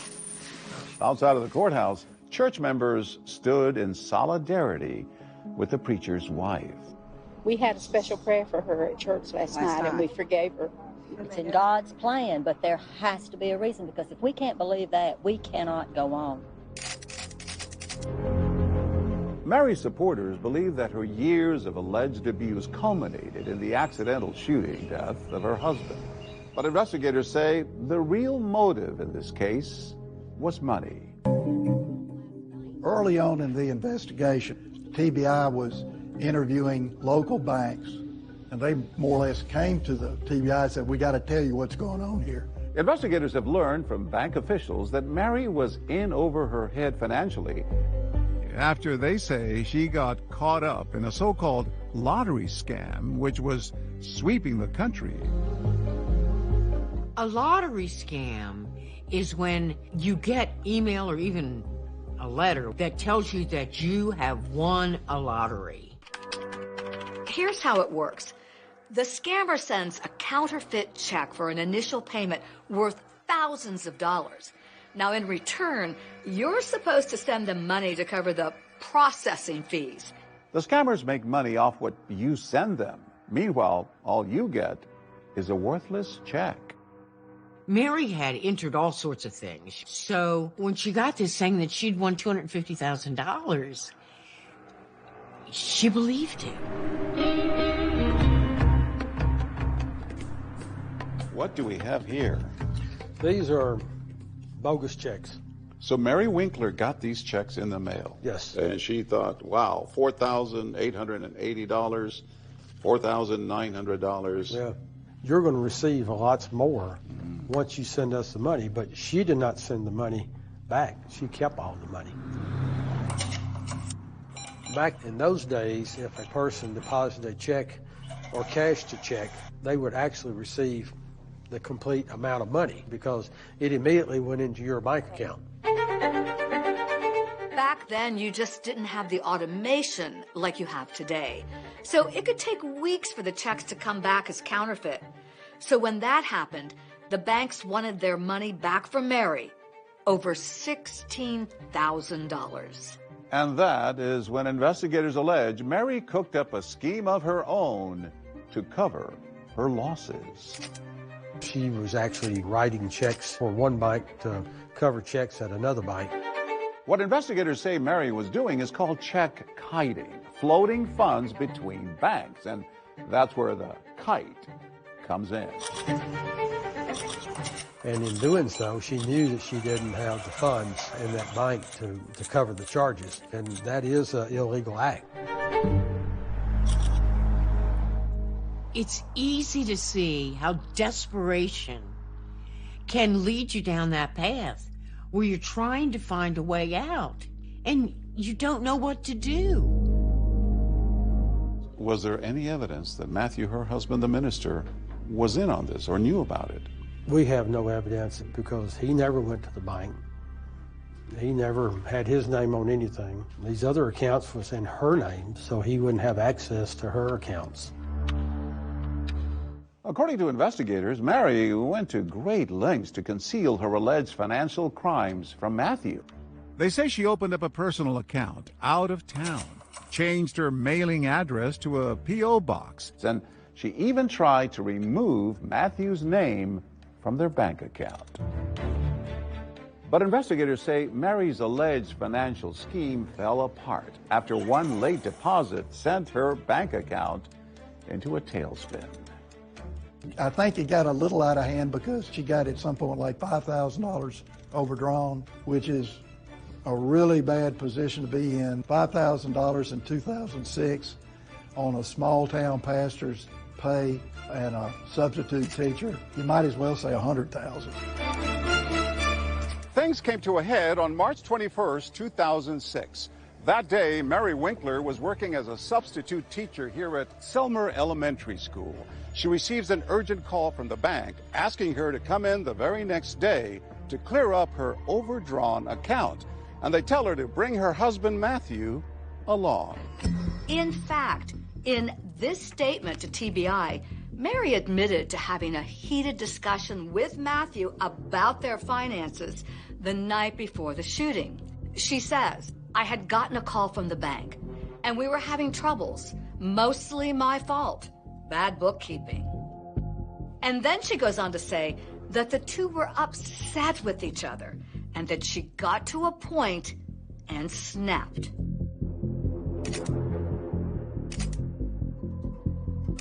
Do you think this is why she killed him?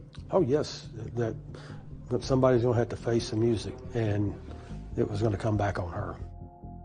There must have been a lot of pressure on Mary to keep that away from Matthew. It was going to be embarrassing for the Church of Christ congregation. It was going to speak very loudly that something's amiss in this family. It's a reflection of the church. It's a reflection of God.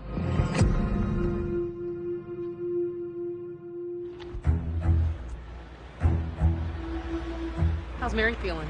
Prosecutors might think this is an open and shut case, but as Mary's murder trial gets underway, no one could imagine the twists and turns to come. Mary Winkler had what appeared to everyone a marriage made in heaven, but behind closed doors, it was a living hell. Miss Winkler, if you'll come forward, please, ma'am. And when the demure preacher's wife takes the stand, dark and lurid details would soon come to light. Did it hurt you? Yes, sir. Oh, my goodness gracious. This is stuff that doesn't happen to church folks. Preacher's wife does not wear this kind of shoe. Had there been a quiet rage brewing? We could not have fathomed what actually did come out, not in our wildest thoughts.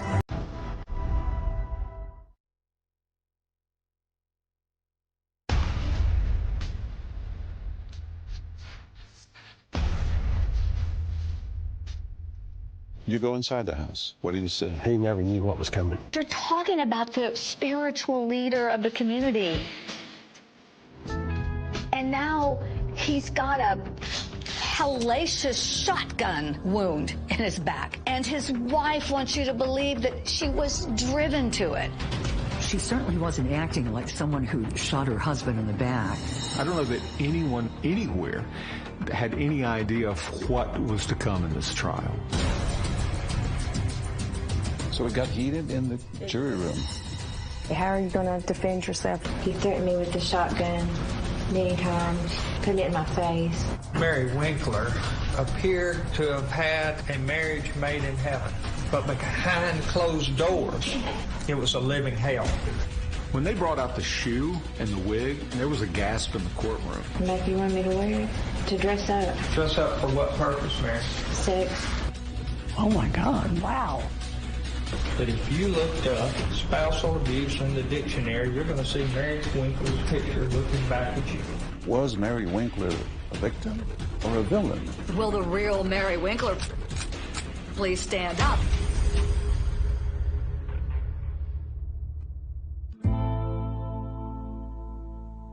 A grand jury had indicted Mary Winkler on a first-degree murder charge for the killing of her preacher husband, Matthew Winkler. She pled not guilty and went back to McMinnville after her father posted her $750,000 bond. Mary's 3 girls continued living with Matthew's parents, whom they'd been with since Mary's arrest. Everywhere, everyone was covering the story of Mary Winkler.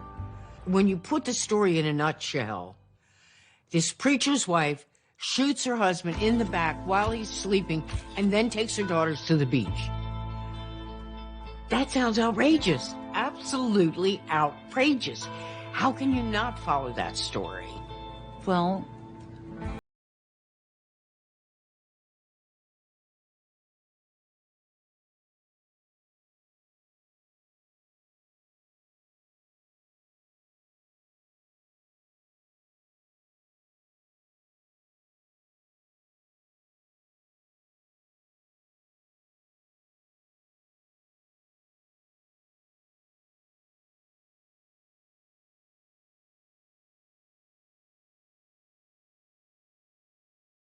Prove that very well. So this is the cleaners where Mary worked? Yes. We're at the dry cleaners, Dry Cleaning Express, where Mary worked during her bond supervision. I would have to come and check on her. What were your impressions of her during that bond period? She was just real quiet, reserved. We all just really loved her, and, you know, we got to be good friends. We picked up a lot of new customers from her church that has decided to do business here because they want to be supportive of Mary. But one question dividing the people of the town following the case at the time, was Mary actually the quiet preacher's wife everyone thought they knew, or was there another side to her, like the one Libby St. John and her husband at the time saw one night at a restaurant in McMinnville? Well, we had been in there sitting at the bar, and Mary came in, and she was chain smoking cigarettes and drinking. It just seemed like she was so carefree that evening that it just shocked me. I almost wanted to go over there and say, listen, this isn't a good idea for you to be doing this. The owner of that establishment said while she was out on bond, she'd been there to celebrate several different occasions and her birthday recently. And so She'd been there several times. It just wasn't a one-off. You don't usually see Church of Christ preachers' wives smoking. She certainly wasn't acting like someone who'd shot her husband in the back. And your husband at the time starts taking pictures. He took them with his cell phone. The pictures made quite a splash when they came out. These cell phone pictures, first obtained by Action News 5, are the talk of this quiet town. I remember the bar pictures, the very things that seemed completely out of character from what anybody's seen. She was not supposed to be drinking. Well, I think that basically it was not excessive alcohol. I think that's what was on the bond. But it didn't look good. No, I'm sure it didn't look, no, it probably didn't look good. Didn't sit well with people. The way this came to us, this was like walking into a Kafka novel. Nothing lines up with logic. Her life was taking some strange turns that didn't make any sense. Her outward appearance changed, her clothing changed. It was like someone flipped a switch. And when she started kind of hanging out at night, there was a feeling that this was a little quick. Why are you doing this? Maybe were you that the whole time? And it just gave people pause. Will the real Mary Winkler please stand up? Is she the quiet, docile minister's wife, or is she something quite different? With the trial gearing up, everyone was about to hear a tale they never expected from the preacher's wife. Yeah. I don't know that anyone in Selma, and few people anywhere, had any idea of what was to come in this trial. Mary's murder trial began on April 9, 2007, with the prosecution pushing for a first-degree conviction. The case was one of the biggest things the small town of Selma, Tennessee has ever seen. The media put this tiny courthouse right in the middle of the public's attention. Television stations from Nashville, from Memphis, some from Huntsville, Alabama, were there in the courthouse because this was such a big story. What was interesting was Mary Winkler arriving with her attorneys, appearing about as meek as you could appear. Inside, the courtroom was packed, and the crowd included members of both families. You had Matthew Winkler's parents there. Mary Winkler's family was there, her father. We may begin with opening statements. The state may proceed first. Thank you, ladies and gentlemen. My name is Walt Freeland. I'm an assistant district attorney. My strategy, like in every case, is to put on all my facts, because facts are stubborn things. You have to set aside whatever you think might have happened and just listen to the facts. There is no good reason why Matthew Winkler was murdered by Mary Winkler.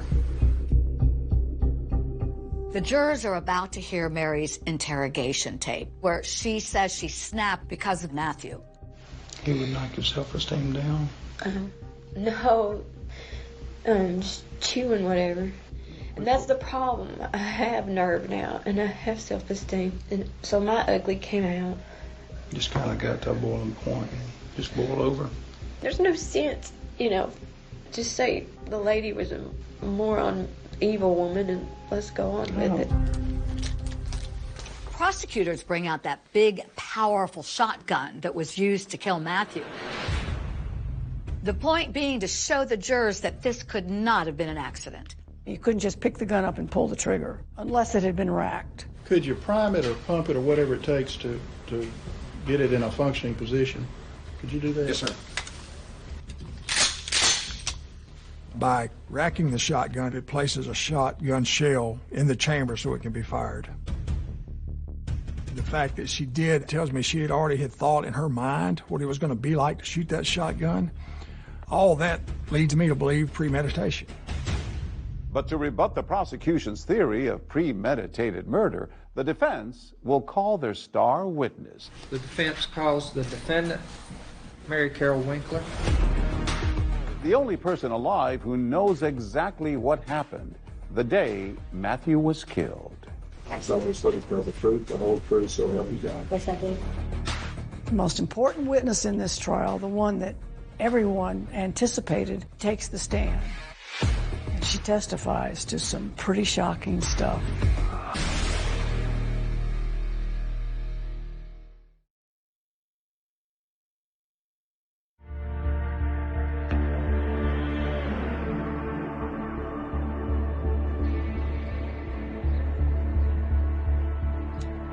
The jury has just heard audio of Mary Winkler's interrogation, where she seems to imply that she suddenly snapped because of her husband Matthew's treatment of her.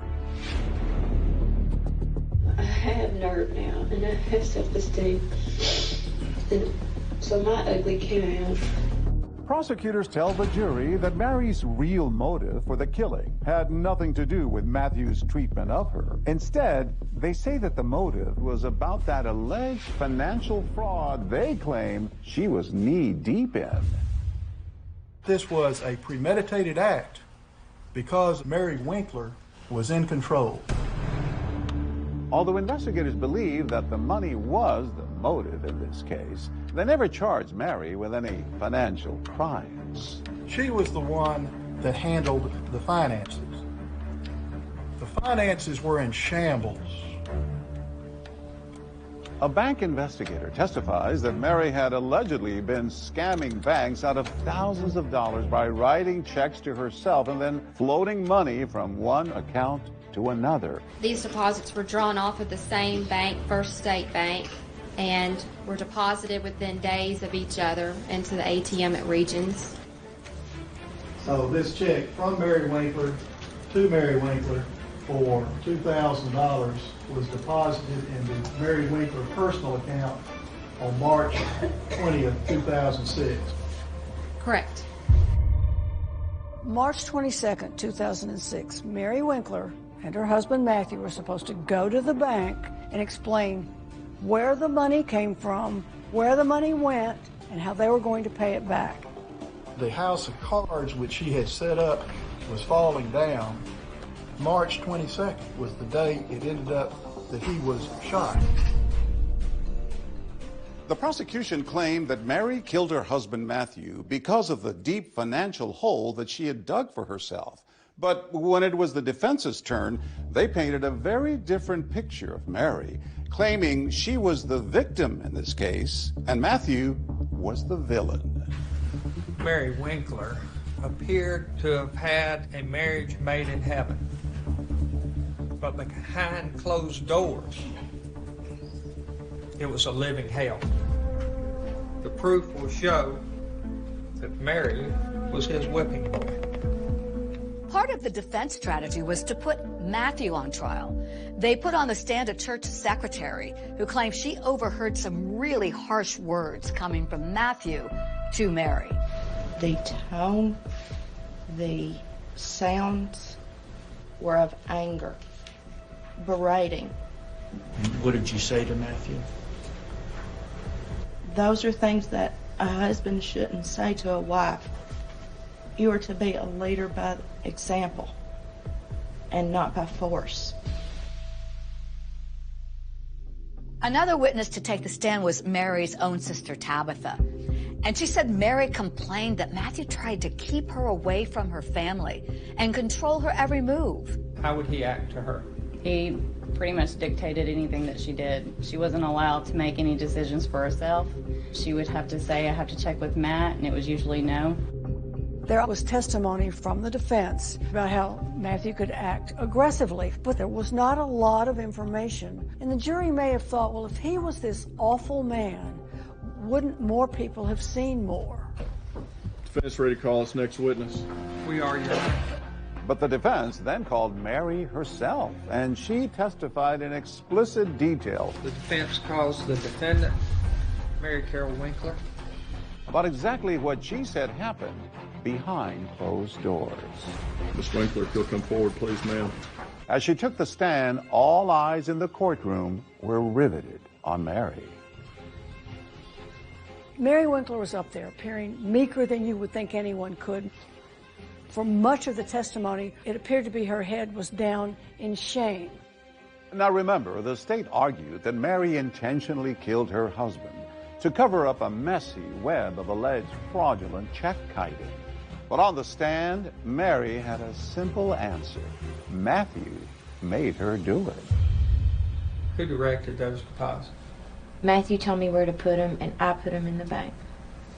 Mary also testified that Matthew knew that the banks were demanding answers over the financial issues with their accounts. He was upset, and I just tried to continue encouraging him if he would please go in and do that.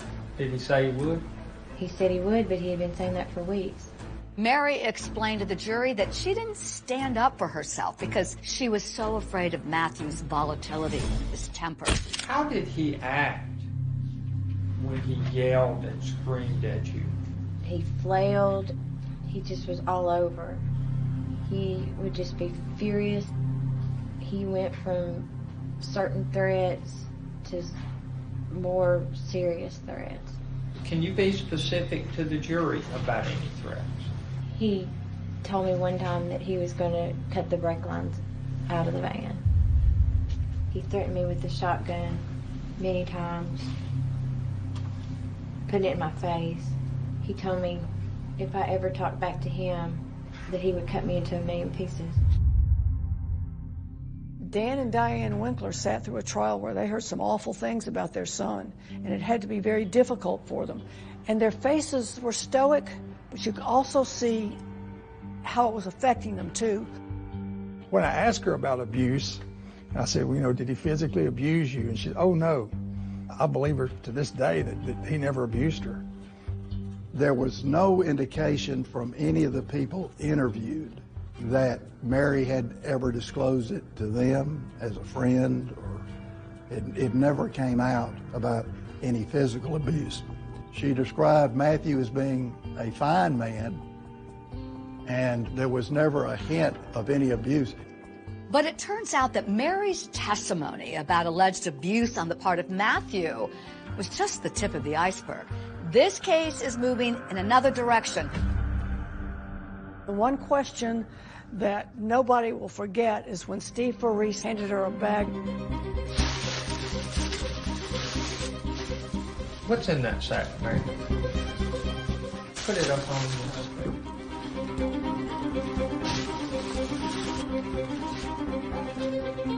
When she was testifying to all of this, oh my God, wow. This is amazing testimony. This is shocking testimony. Almost couldn't believe it.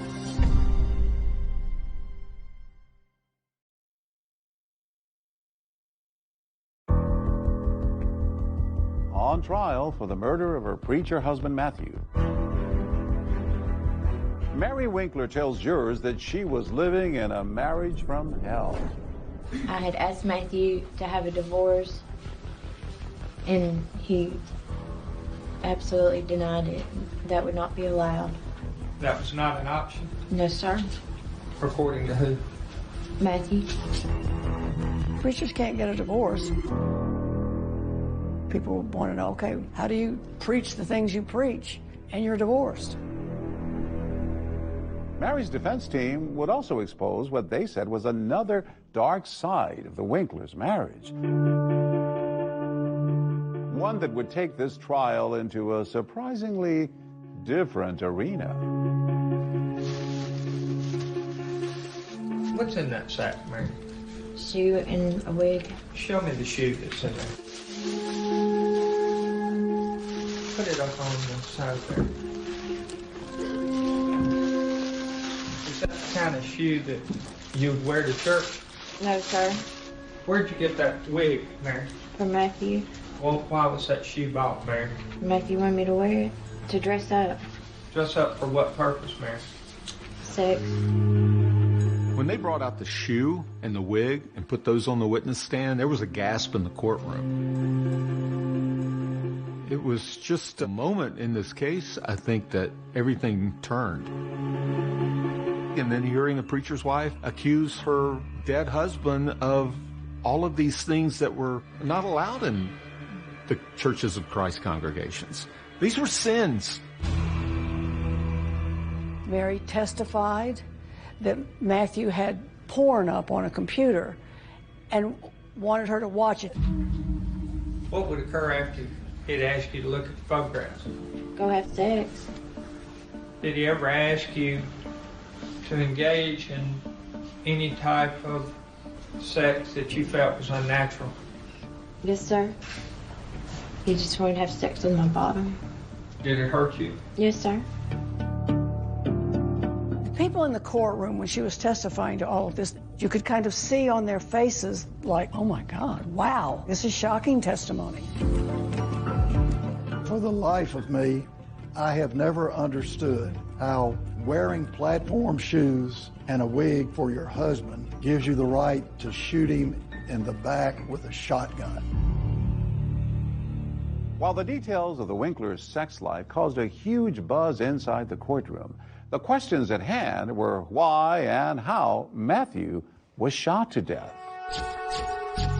And for the very first time, people heard Mary talk about what she says happened that morning, describing how it all started with the cries of their baby daughter. Matthew kicked me out of the bed. He just caught me somewhere in the low of my back and I was on the floor. What happened next? He walked out of the room and then I got up and went after him. Mary said she then saw Matthew covering the baby's nose and mouth to keep her from crying, something that she said he had done before. What was he doing? Suffocating her. I said, could I please have her? He just threw his arms up and walked out and walked away from the crib. Mary says she was so disturbed by this incident that she followed Matthew back to the bedroom and she wanted to confront him about it. I just wanted to talk to Matthew. What did you want to talk to him about? I just wanted to stop being so mean. Mary testified she was afraid to talk to her husband and then found herself holding Matthew's shotgun. Do you remember ever having a gun, holding a gun? Yes, sir. Do you remember ever pointing a gun? No, sir. Did you pull the trigger? No, sir. Did you intentionally, purposefully kill your husband? No, sir. Did you love your husband? Yes, sir. You still love him? Yes, sir. Mary had been very vague and foggy about a gun going off, which is a classic defense statement. They use the passive voice. They don't say, I shot a gun. They say, a gun went off. So what was it that led you into the position of accidentally shooting Matthew Winkler? I just wanted to talk to him. It wasn't an accident, was it? Yes, sir. You just wanted to talk to him and he wouldn't listen. So you shot him in the middle of the back while he was asleep. Now, has that memory come back to you, Miss Winkler? No, sir. You recall telling Agent Carpenter you remember hearing a loud boom and remember thinking it wasn't as loud as I thought it would be. I don't recall telling him that. Do you remember today if you told Matthew that you were sorry and that you loved him? Yes. The defense called a licensed psychologist to the stand who had met with Mary several times, and she testified that the reason Mary might not be able to remember the details of the shooting was because she had been traumatized by Matthew's treatment of her. It's my professional opinion that Mary does suffer from a post-traumatic stress disorder, and at the time that this occurred, she was in a dissociated episode where she was not able to think or plan the way she normally would be able to do. After 10 days of evidence and testimony, it's time for closing arguments. Unfortunately, Matthew Winkler couldn't practice what he was preaching. His problem was that of a bully. And what bullies do is they pick on people that are smaller than them. And I say to you that if you looked up spousal abuse in the dictionary, you're going to see Mary Winkler's picture looking back at you. He was brutally, premeditatedly, and intentionally killed, shot in the middle of his back as he slept. He did not deserve to die. Justice demands one verdict, and that is guilty of murder in the first degree. Now the jury has a big decision. Couldn't Mary have gotten out of a bad marriage some other way? Or is she just a cold-blooded killer? This very debate is going to spark some fireworks in that jury room. So it got heated in the jury room? Very much so. Oh, I was ready to come across that table and strangle her.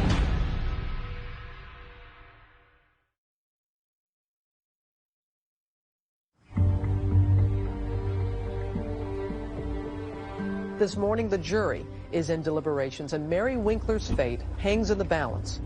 Emotions ran high as jurors seemed hopelessly divided on whether Matthew Winkler's death was murder or a fatal accident. There was some that didn't feel like she should get anything. They were ready to let her walk. They felt like he deserved what he got. And then you had some that was like, yes, she was abused, but she did take a life, and that she should get something out of it. We were very stressed during that time because we didn't know how to work it out. So it got heated in the jury room? Very much so. I hear that you got frustrated because one of the jurors wouldn't even admit that she pulled the trigger. Yes. Refused to believe it. And I looked at her and I was like, what? I was ready to come across that table and strangle her because I thought that was completely ridiculous. The jury also had doubts about the prosecution's claim that Mary killed Matthew to avoid embarrassment over their alleged financial troubles. People did not care about the money aspect of it.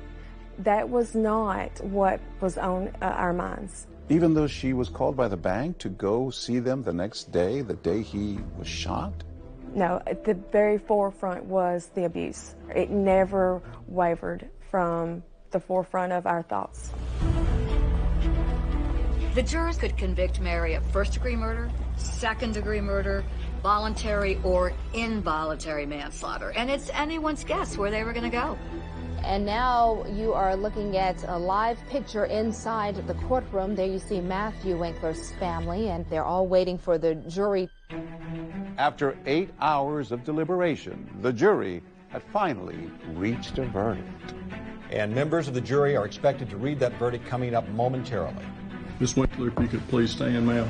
And in true Mary Winkler fashion, she remained stoic as the verdict was read. We, the jury, find the defendant, Mary C. Winkler, guilty of voluntary manslaughter. There was a little bit of a gasp in the audience. I don't know that many people expected her to be convicted of anything less than first-degree murder. With voluntary manslaughter, there is an intent to kill, but you were provoked by something.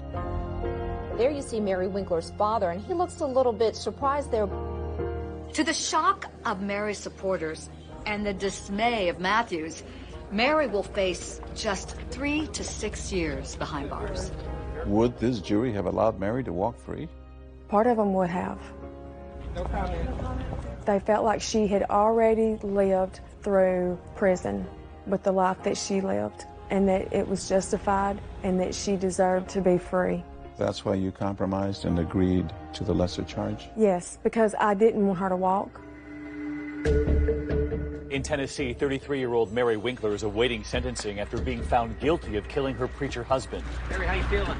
On June 8, 2007, everyone gathered in the courtroom for Mary's sentencing as she pled for mercy.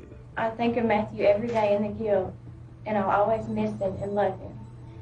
There were bad times, but there were good times, and I wish I could have that good Matthew and that we could live together forever. If I were Matthew's parents, that statement would have felt like a kick in the teeth. It was so disregarding of their feelings on facing this reality.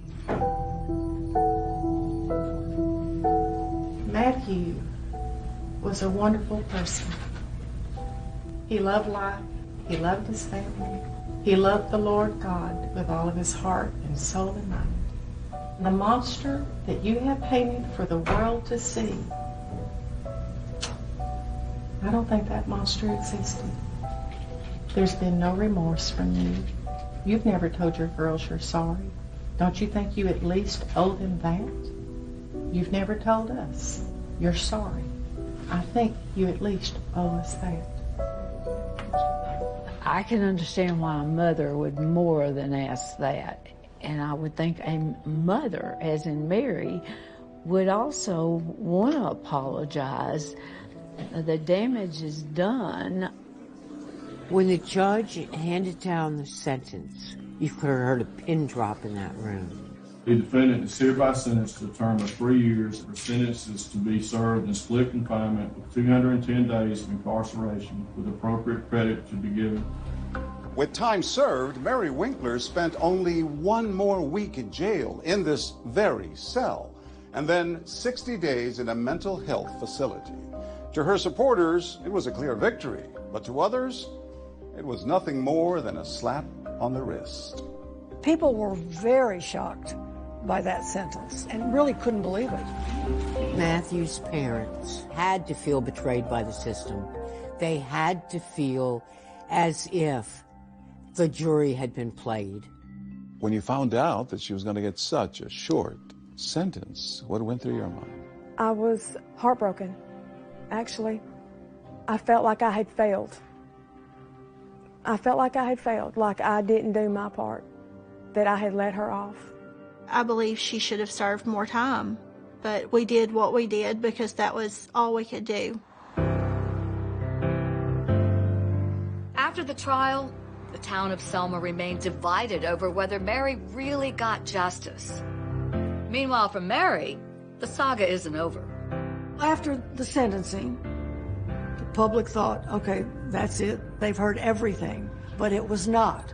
She wasn't finished talking. She wanted to tell her story to everyone. Hey. Hi, Oprah. Nice to meet you. Nice to meet you. Tell me why you wanted to have this conversation today.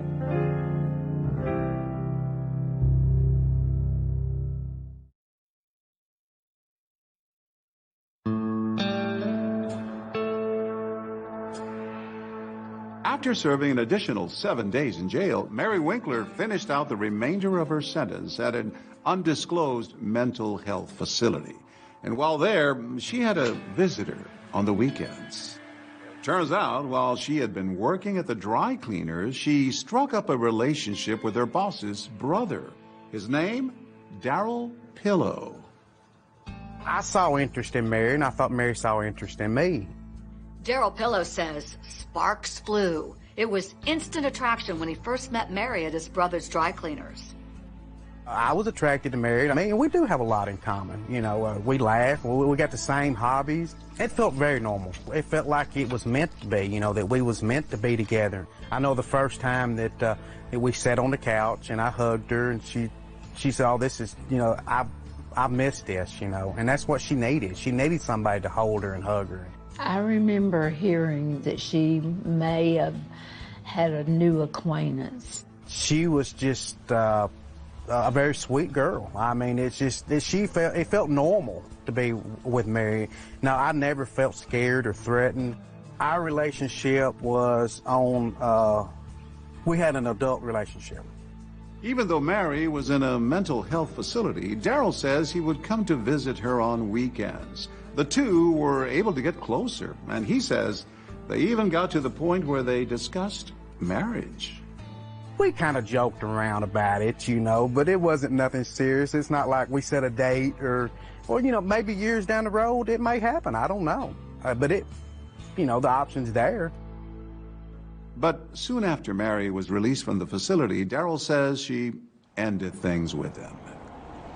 She just said, Darrell, I've got to be single right now. And I said, that's fine. She needs to be focused on her children. And that's where she's at right now. She is focused on her children. Since her arrest, even though she had visitation rights, Mary's 3 daughters had been living with Matthew's parents, Diane and Dan Winkler. But once back in McMinnville and now living with friends, Mary is on a mission to get those 3 girls back. Mary's got a long way to go, but she's on her road. She's on the way. She's going to make it. Since she's gotten back home, the Mary that we came to know and love, the grinning, the cutting up, you know, she's back. Mary was determined to fight. And one way she could do that was by being the perfect parolee. How do you think her time in jail impacted her life? Well, she had time to think about what happened, I'm sure, and reflect on what she had done, and I'm sure she wanted to get out so she'd get back with her children as soon as possible. Her children were very important to her. She lives and breathes every day for those girls. What she wants to do is get on with her life, let people leave her alone, get her girls back, and mourn her husband. That's her words. Now back home, the once shy and demure former preacher's wife, who wanted a quiet life, raised eyebrows again after making one of her first stops, the Oprah Winfrey Show, telling Oprah she hoped by speaking out, her story might help others. An Oprah exclusive. For the first time, Mary Winkler, the wife who killed her pastor husband. Mary Winkler appeared on Oprah just as she appeared on the stand. Very soft-spoken, very meek and mild. And but I remember Oprah wasn't buying any of it. You know, Oprah didn't let her off the hook. Was a shotgun in the baby's room? No, we kept it in the closet. It's just, I can't, there's a lot of things that don't make sense to me. Yeah. Well, imagine, it doesn't make sense to me either. I know. She kept prying and asking her and just telling her, okay, help me make sense of this. The gun is aimed at him at some point. Do you remember that? Well, no, because when I heard the boom, I just took out of there and took off running. And then Mary explained to Oprah the importance of getting those girls back. I'm their mother. You killed their father. I did not want any of this to happen. Even though the girls had been living at Matthew's parents' home, the Winklers wanted to formalize it. They filed a lawsuit to adopt their granddaughters and terminate Mary's parental rights. Mary Winkler looked happy and confident when she walked into the courthouse in Huntington for another showdown with her former in-laws over custody of her 3 daughters. But there's still one more turn to come in Mary's roller coaster ride of a life. Her life seems to be normal, except for one thing. One more startling secret to reveal. Something else had happened to Mary Winkler that was surprising, shocking.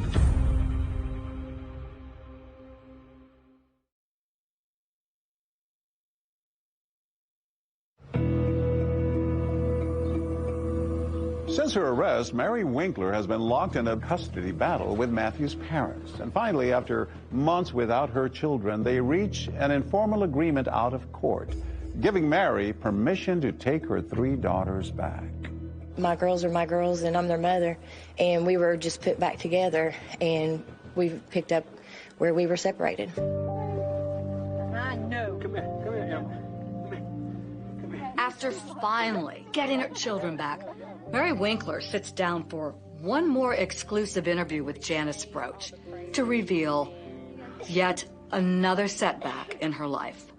Tonight, Mary Winkler is back, and she has a secret. I had found out that Mary had been diagnosed with MS, multiple sclerosis. My right hand and my right foot were completely disabled, could not use. And so I was very fortunate that I have been able to come back to full capacity. 17 years after she shot her husband, Mary Winkler lives a quiet life.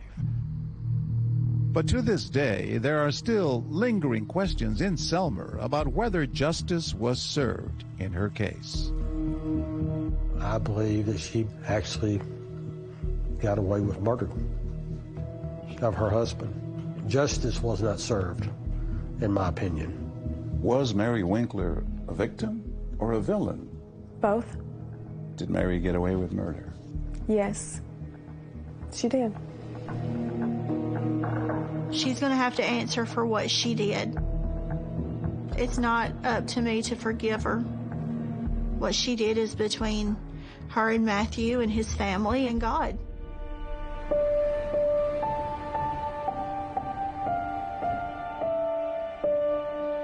At As for Matthew's parents, this tragedy that befell their son is still painfully close to their hearts. His father, Dan, can be seen giving a sermon in this Palm Beach Lakes Church of Christ video, posted on YouTube just last month. 18 years ago, trauma knocked on the front door of our house, and we lost a son. I live with that emptiness all of the time, and it's been almost 2 decades. But I remember the sound of his voice. And every time we sit down at a Christmas table as a family, there's an empty place.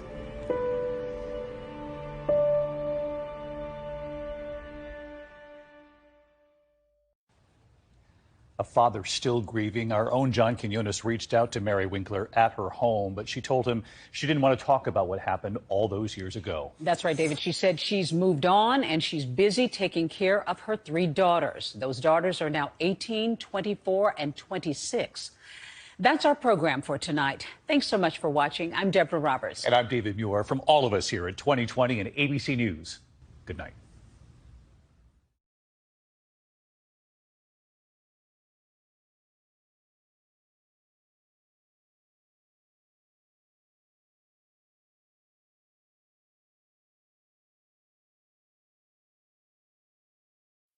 Tonight, I go back home to Georgia to look into the death of a young wife. That Atlanta wife murdered as she opened her very own front door. An all-new 2020 starts right now.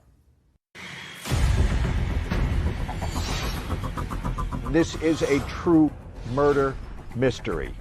Emphasis on murder, emphasis on mystery. I felt like Lita's murder case looks like a true crime story, but it goes a lot deeper. Who would kill this woman? She wasn't robbed. Somebody came to the door with roses and shot her dead. Was there a feeling that this had to be pretty calculated? She was shot with a 9mm semi-automatic handgun.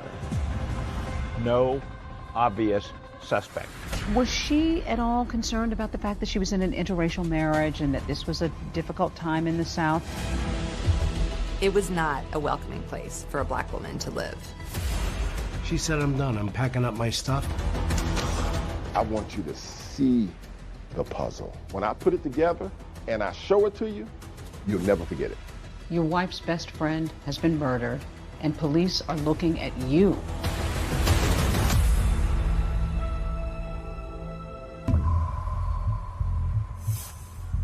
It's a chilly, drizzly winter Atlanta morning, and 35-year-old Lita McClinton is suddenly awakened.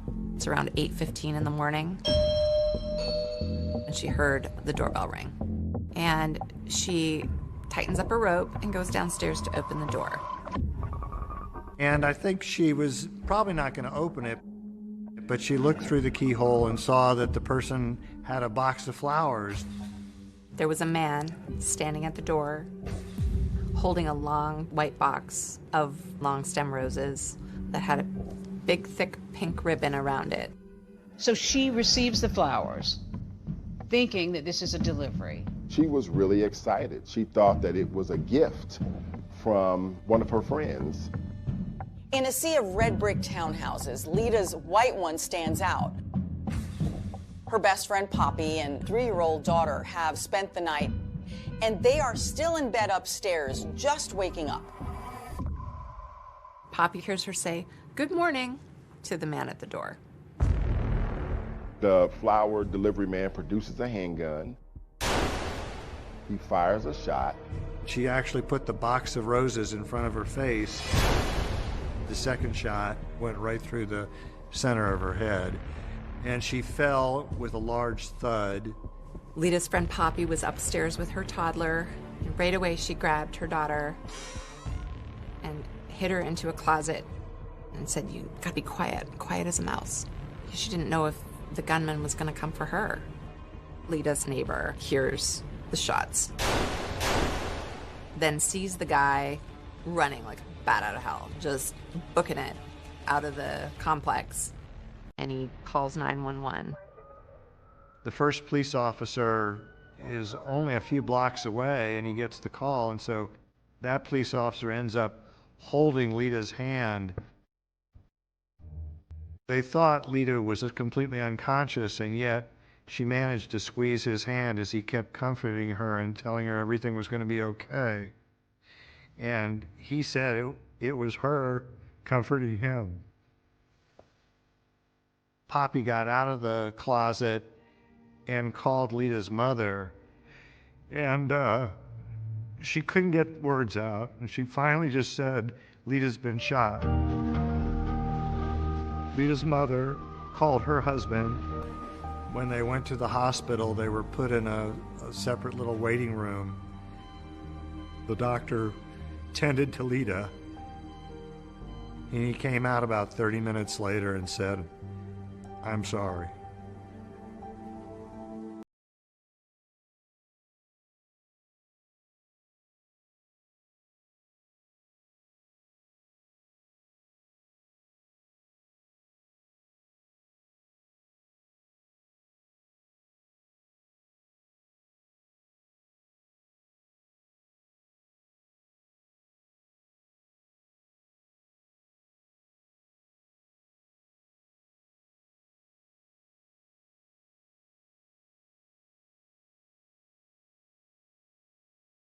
Never get easier because she's gone. We should have gone first, not her.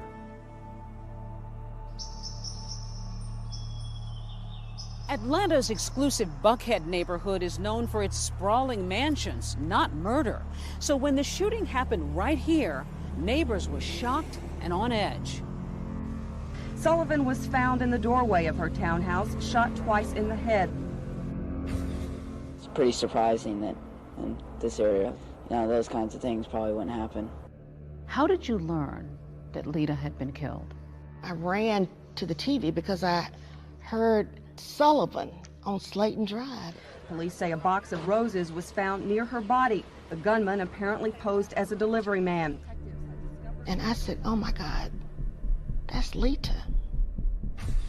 Detectives on the scene found a bullet fragment, 2 shell casings, and the box of roses. 2 gunshots from a 9mm penetrated the box. The weapon was never found. To this day, it's never been found. In this case, you had just a minor amount of evidence.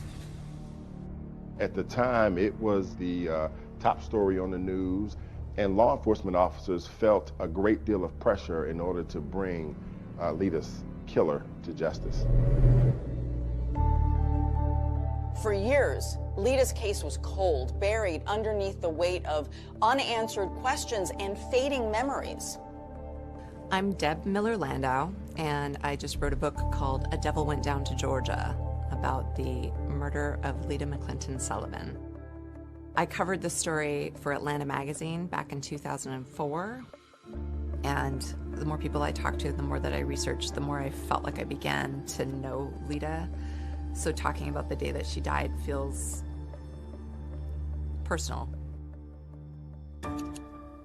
The case was also personal to Clint Rucker, the prosecutor. When I came to Atlanta to meet up with him, I learned that one of his passions is puzzles, working from the outside in, which also translates to solving homicides. Where do you begin? How do you start to connect? When I'm putting together a puzzle, not only in real life, but also a murder case, I make an assessment about what it is I'm working with. I start to identify pieces of the puzzle that are foundational.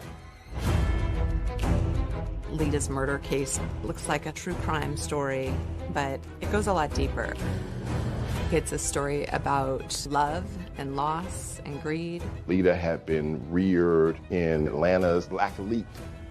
On the surface, she was living an Atlanta dream. A prosperous upbringing. A very prosperous upbringing. The expectations for her life were pretty high.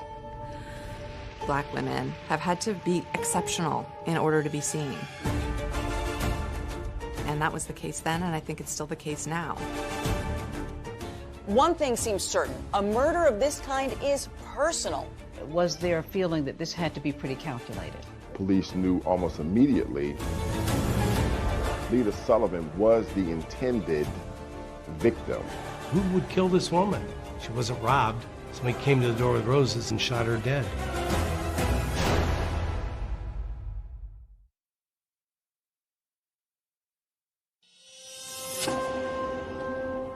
Atlanta had its fair share of crime, but this was most certainly one of the highest profile cases that got reported in the news.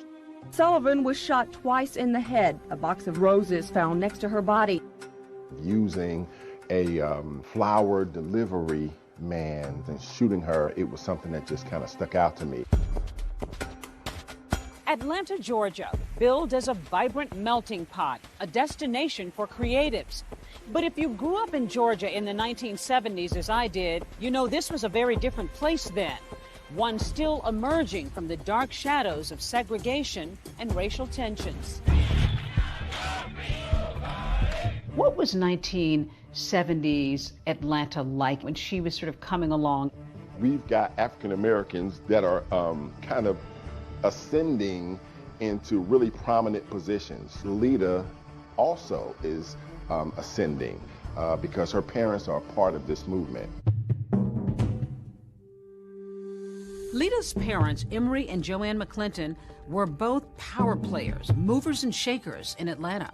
Emory McClinton was on the State Board of Transportation. Joanne McClinton was a member of the Georgia legislature. Joanne will tell you stories about being in really interpersonal meetings with Dr. King. She was the Maynard Jackson's campaign manager when he ran for mayor. I think the McClintons had high expectations for who Lita would become. Lita Sullivan was a true daughter of Atlanta. She was just a gem, very, very proper. And she had grown up in a world of cotillions, so she really was sort of that classic upper crust black person growing up in Atlanta. She knew where she was going. She had a great sense of style. And absolutely charming. After high school, she went on to Spelman College. Her parents sort of hoped that she would enter the political arena like they were, but she was very much into fashion. She was working at a boutique at Lenox Square, and in walks this guy who had unruly curls and weird glasses and just immediately saw Lita and was taken with her. Fresh out of college, 24-year-old Lita is smitten with James, Jim Sullivan. He's a bit older, 35, and he's also white. He showered her with gifts. He just completely showered her with attention. He comes in, he dazzles her. What did you learn about him? I learned that what he saw was a fantasy in Lita. I think he looked at her as a young, very attractive, very smart African-American female.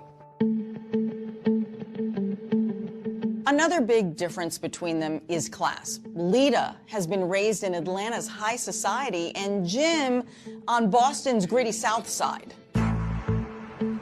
He grew up in a very middle to lower middle class environment. He went to Holy Cross College, got a bachelor's degree in economics. He always wanted more for himself. He always wanted to be a rich person, but it didn't seem like that was in the cards. He was an accountant. He was working hard, but he really wasn't getting ahead. But life is about to change for Jim Sullivan when he inherits a thriving liquor distributorship from his uncle, worth millions of dollars. Crown Beverages was worth around $3.2 million. Jim had become a wealthy man. So when the McClintons met Jim for the first time, they were like, who is this guy? He had this kind of manner that was very uncouth and brash, and they were sort of mystified about what their daughter saw in him. I mean, I think the only thing they had in common was that he was Catholic and they were Catholic as well. But everything else was complete polar opposites. Another concern, of course, was race. Remember, this is the 70s. Even though the country is watching color barriers slipping away on the hit show The Jeffersons, with Primetime's first interracial couple. Your parents have never gotten over the fact that I'm white. That's because you never got over being white. At that time, this was unusual. Georgia's anti-miscegenation laws that forbade blacks and whites to marry had only been repealed 10 years earlier. Still, despite their obvious differences, Jim Sullivan pops the question to Lita. So the McClintons were like, you cannot marry this man. They felt like Lita was really making a mistake and was kind of caught up in the exuberance of this relationship. Despite her parents' strong objections, Lita and Jim are engaged. But on the eve of her wedding, Jim drops a bomb. He tells Lita that he has been married before and that he has 4 children. Lita was shocked. And then, the very same night, Jim Sullivan blindsides his bride-to-be again. He whips out a piece of paper and he says, "Can you sign this?" And then she looks down and sees that he's drawn up a prenuptial agreement. And she's like, what is this? Apparently determined to protect his newfound wealth, Sullivan surprises Lita with a prenup, which says that in the event of a divorce, she would walk away with virtually nothing. She's reluctant, but the cake is ordered, the flowers are ready, so Lita signs the agreement and ties the knot anyway.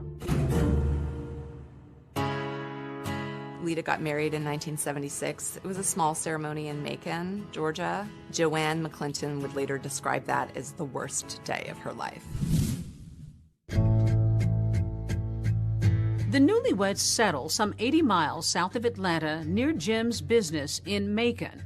It's a world away from Atlanta.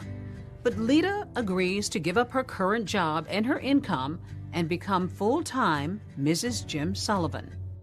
They bought a house in Shirley Hills, a very affluent, very white part of Macon.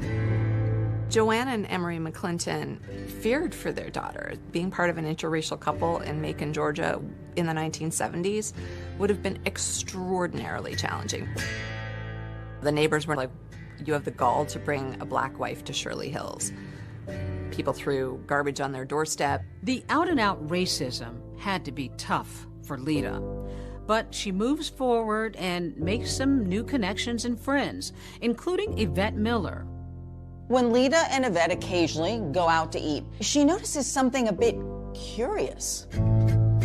We'd go out to lunch at a nice restaurant, and she couldn't pay the bill. And I would end up picking up the check. And they were a wealthy couple. They were very wealthy. Then one Christmas season, a card arrives in the mail addressed to Jim. Lita opens it, and what she discovers will make her question everything.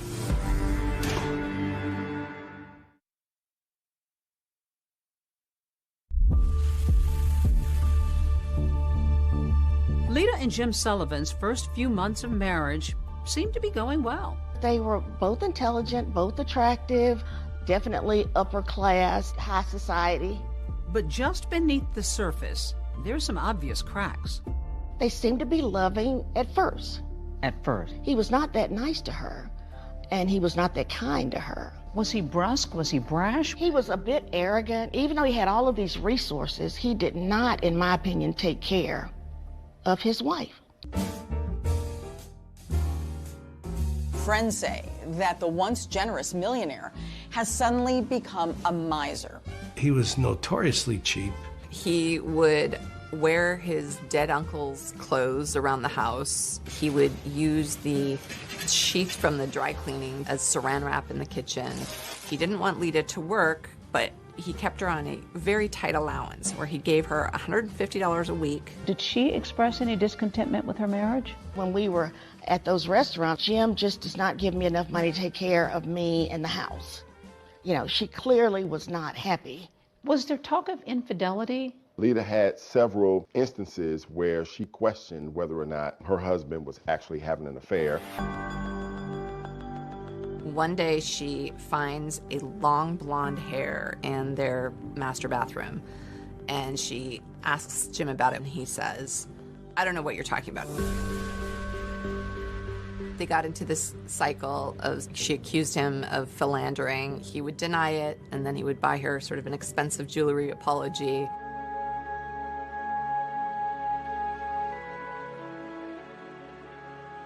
Then, during the holidays one year, Lita makes another stunning discovery. A Christmas card came addressed to Jim. She opened it. A woman wrote in something like, "Missing your kisses." The woman's return address was on the envelope, so Lita went and spoke to her. And the woman said that she had been having an affair with Jim. Lita is distraught and goes home to be with her parents in Atlanta. But her husband manages to lure her back, increasing her weekly allowance in a now post-nuptial agreement. Now it's $300 instead of $150 a week, but it still shows that all of their assets belong to Jim. That's right, the successful business, Lita's Mercedes, multiple properties, even her jewelry, still belong to her husband in the event of a divorce. But in an attempt at reconciliation, Lita signs the postnup. Just a few months after Lita signs that agreement, without Lita knowing, Sullivan decides to sell Crown Beverages for $5 million. And that's not all. He tells her they're moving to Palm Beach, Florida. Lita was in shock. She had any clue that he was going to whistle her down to Palm Beach.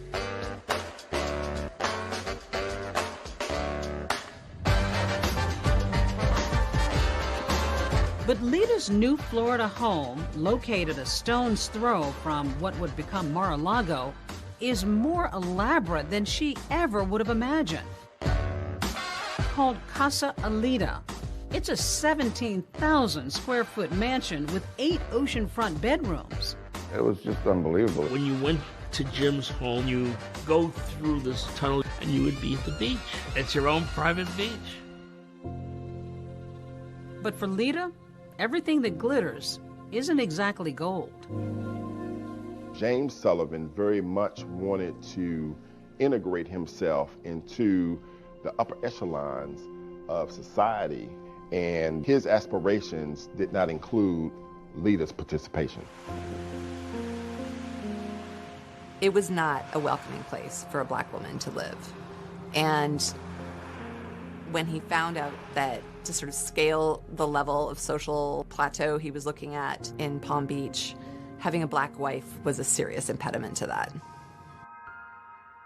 She was left out of some affairs, and she really became upset. So even though they had money, this is a moneyed crowd, didn't really matter though. He was barely rich compared to Palm Beach. Did he want to be in that crowd? Oh yes, he wanted to, be accepted as one of the rich and famous.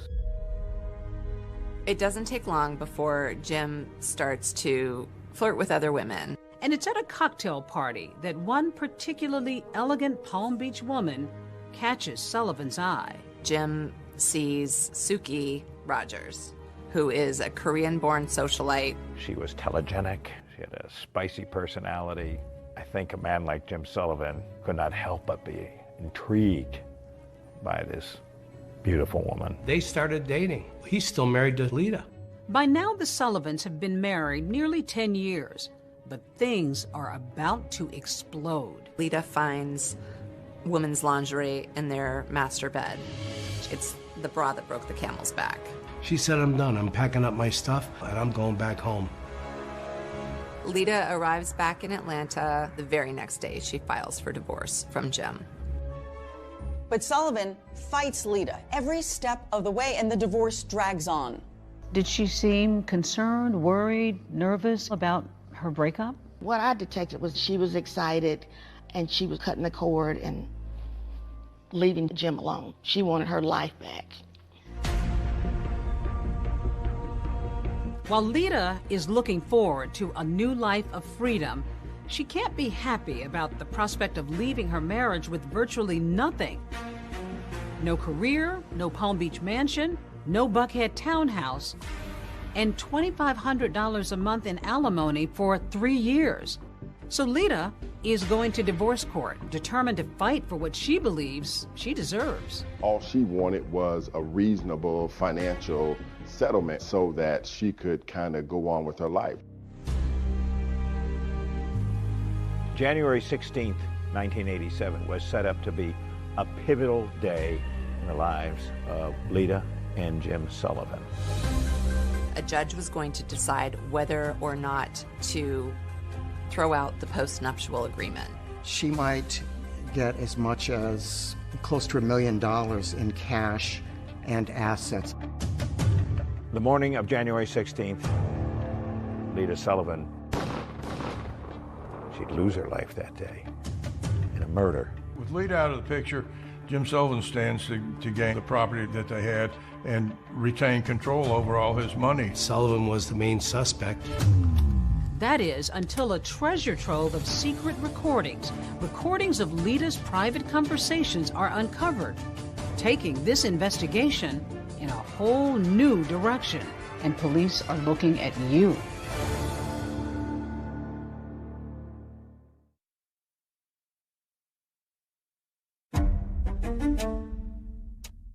You know, you make a big circle and you put everybody in it that's close to Lita. Everybody's a suspect. But the first one would be the husband. The first and obvious suspect was James Sullivan, who stood to gain everything from her death, all the property, all the monies, and who was contesting the divorce. Detectives went down to speak to him in Palm Beach, and they put him through a polygraph. Jim Sullivan not only passes the polygraph, but there's something else. He has an alibi that puts him nearly 700 miles away from the crime scene. James Sullivan was actually in Palm Beach at the time of Lita's murder. When you first look at it, it looks pretty cut and dry. When you interview all the people involved, everybody points in one direction, towards the husband. But when you sit down and look at the facts, I'm not so sure that the husband is the person that committed the crime. Nothing surfaced in the early stages of the investigation that implicated Jim Sullivan in the murder. Sullivan is cooperating with authorities, and during his interview with detectives, he mentions the name of his friend, Marvin Marable. At the time of Lita's death, Marvin and James Sullivan had a very close relationship. Remember, Marvin Marable is married to Lita's best friend, Poppy, who was in the Buckhead townhouse with her 3-year-old daughter the morning that Lita was murdered. But back before the shooting, the friendship hadn't always sat well with Marvin. When Lita moved back to Atlanta, they started, hanging out together. So she's disillusioned by her relationship. Did her failed relationship have any impact on your relationship? Well, from the standpoint of them, being together all the time and going out, yeah. Commiserating. Oh, absolutely. Certainly didn't help. And I can understand her being there for her friend, but, sometimes you can go overboard, which is what happened in our relationship. Marable, a former New York State trooper turned entrepreneur, says Lita would often spend hours at his home with Poppy. And it was during this time, he says, coincidentally or not, that his own marriage began to unravel. I found a letter where Poppy was planning to file for divorce. So she was planning to file for divorce without your knowledge? Oh, yeah. That had to be a shocker. It was. So then you decided to try something a little questionable after that. I have a background in law enforcement. I don't see it as questionable. It's your own telephone in your own house. I put a recorder on the, people call it a tap, on the phone, and I started recording conversations. In the house phone? Mm-hmm. On the house phone. He began listening to Poppy and Lita's conversations and ended up recording more than 300 hours. In doing those very personal conversations between girlfriends, Marvin Marable learns that there may be some information that James Sullivan might be interested in learning that will be helpful for him in his divorce case. He tells Sullivan about the tapes and what's on them, specifically Lita's post-divorce plans. And soon enough, the two disgruntled husbands are conspiring to get the best of their soon-to-be ex-wives in divorce court. Marvin Marable travels down to Palm Beach under a false name, and the two men listen to the tapes, and Marvin says, "I'm not going to record anymore," and Jim says, no, keep recording. Was there talk of money? Yeah, he offered $30,000. Jim says to Marvin, if the judge decides to honor the postnuptial agreement, he's going to give Marvin $30,000 for the use of the information on the tapes. What kinds of things did Lita talk about that could be helpful to either one of you? You know, there were some guys that, she would talk to, but she was legally separated. But then, just a few days after Marvin and Jim's secret meeting at Casa Elita, Poppy and Lita somehow discovered the recording device. How did they react? It wasn't nice. She filed for divorce the next day. She was angry. She was very angry. Lita was upset too. So upset that she reported Marvin to the authorities, and he was charged with possession of an eavesdropping device. So when police questioned Sullivan about who might have a motive to murder his wife, he tells them to look no further than Marvin Marable. And sure enough, only a few days after Lita's death, Marvin is being questioned by the Atlanta Police Department about Lita's murder. I go down for the interview, and the first thing they did is read me my rights. And from there on, it was just a nightmare. I was a prime suspect. You have a law enforcement background, so you knew what police So were. I knew that I was being followed. I could pick the investigators, police, could pick them out all the time. Jim had mentioned my name to them. He said, look at Marvin Marable.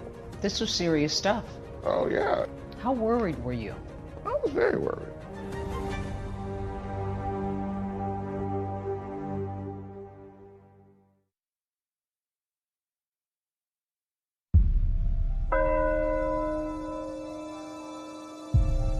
Joanne and Emery McClinton were beyond devastated. Their eldest daughter was dead. Just 3 days after Lita's murder, they held a funeral. Days dissolve into months, and authorities are no closer to finding Lita Sullivan's murderer. The case is just sort of growing colder and colder by the minute. And while Marvin Marable might have been angry at Lita for pressing those charges against him for eavesdropping, there was no evidence he was responsible for her death. I know that people get wrongly accused, wrongly convicted, and so the only saving grace is the fact that I knew I was innocent.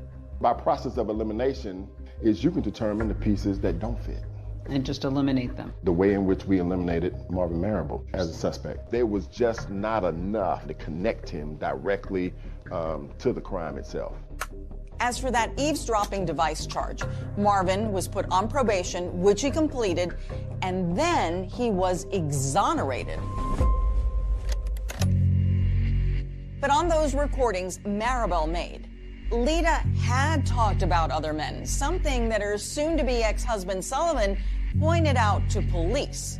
He made allegations that she was participating in extramarital affairs, and that perhaps this was the action of, a disgruntled boyfriend. We have a lot of major players. At this point in the investigation, we have a lot of suspects. One of the first men police question is a professional athlete. Lita and him had been friends when she was in Palm Beach. The police quickly found out that he was in prison for drug possession. That athlete is behind bars when Lita is killed, so clearly he can't be the trigger man. Then investigators turn their sights to a prominent Atlanta businessman. And he and Lita had been childhood friends, and they sort of rekindled their friendship. And they realized that he had no motive, and they found nothing that connected him. Authorities also take a hard look at another suitor who had taken Lita to dinner the night before her death. And get this, had also given her 2 roses. The suspect was a man named Bob Daniel, and Bob had had an incident a couple months before the murder where, in a drunken rage, he came to Lita's house, smashed his car into the garage, and as the cops were taking him away, he said, "I'm gonna kill that." So, serious red flag. But that lead didn't go anywhere either. Bob had just had quadruple bypass surgery. You know, the police ultimately decided that Bob had nothing to do with it. It's the unknowing that makes it so difficult. And to know that there are individuals who may be walking around now planning and plotting to do the same thing to somebody else is abhorrent to me. I remember having the impression it was like a festering wound for them.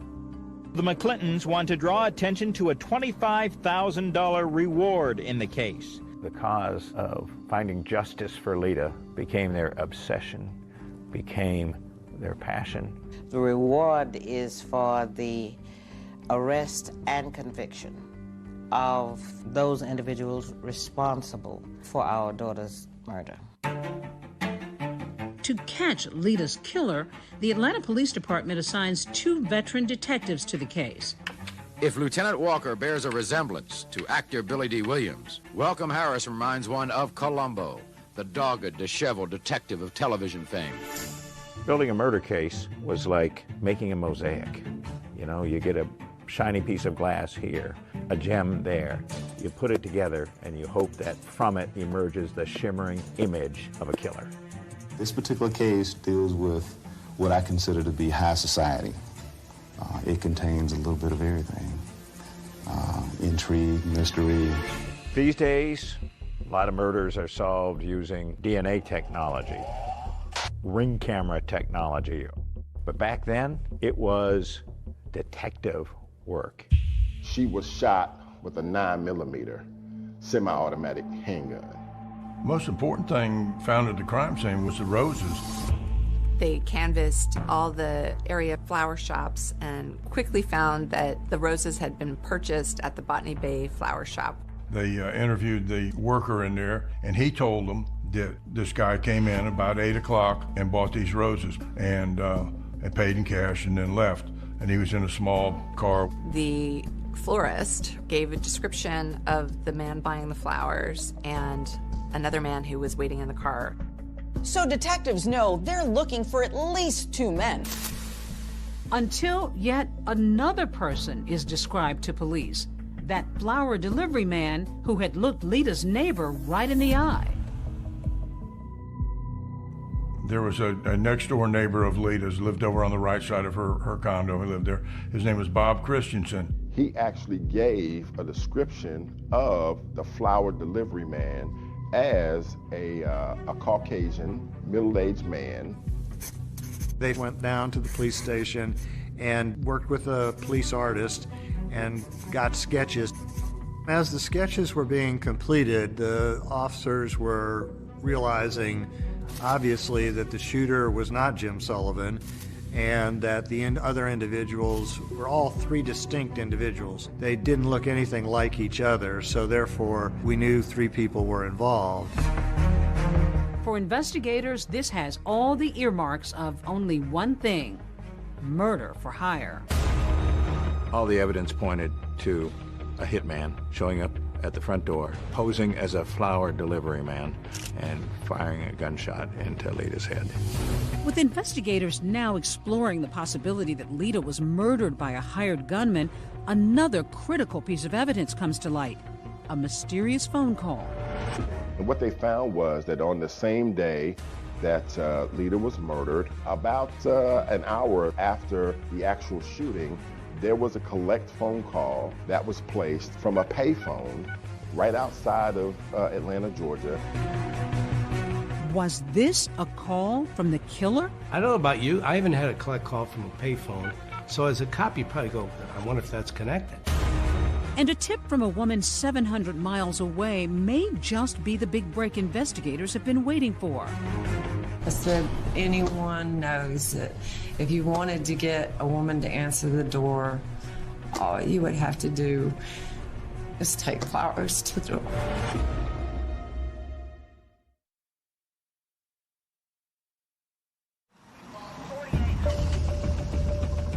This was a huge puzzle of a case. A hitman showing up at the front door, posing as a flower delivery man, firing a gunshot into Lita's head. How did your puzzle-solving skills come into play? You figure out what fits and what doesn't fit. I want everyone listening to this to know that I am absolutely innocent. The loss of a daughter. They still don't have a murder weapon. But they do have witnesses. Do you know anybody that can possibly take care of my problem for me? Because I need some help here. Anyone knows that if you wanted to get a woman to answer the door, all you would have to do is take flowers to the door. She suggested the flowers. She suggested the flowers. You actually brought in a doorbell. Why? To have that sense of what Lita Sullivan experienced right before her murder. She's about to meet her maker.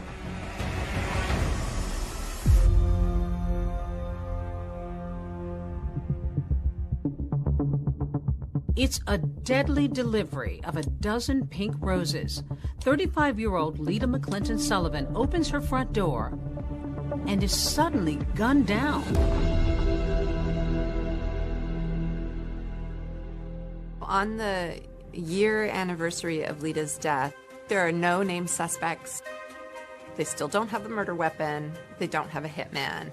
They don't have a paper trail that ties Jim or anyone else to a hit. But that's about to change when they get Jim Sullivan's phone records. On the same day that Lita was murdered, about an hour or so after the actual shooting, there was a collect phone call to James Sullivan's home in Palm Beach, Florida. It turns out to be from a rest stop in Suwanee, Georgia, maybe 30 or 40 miles from Buckhead. Using a phone call to call another state, that opens up federal jurisdiction, and in this case, that's the FBI.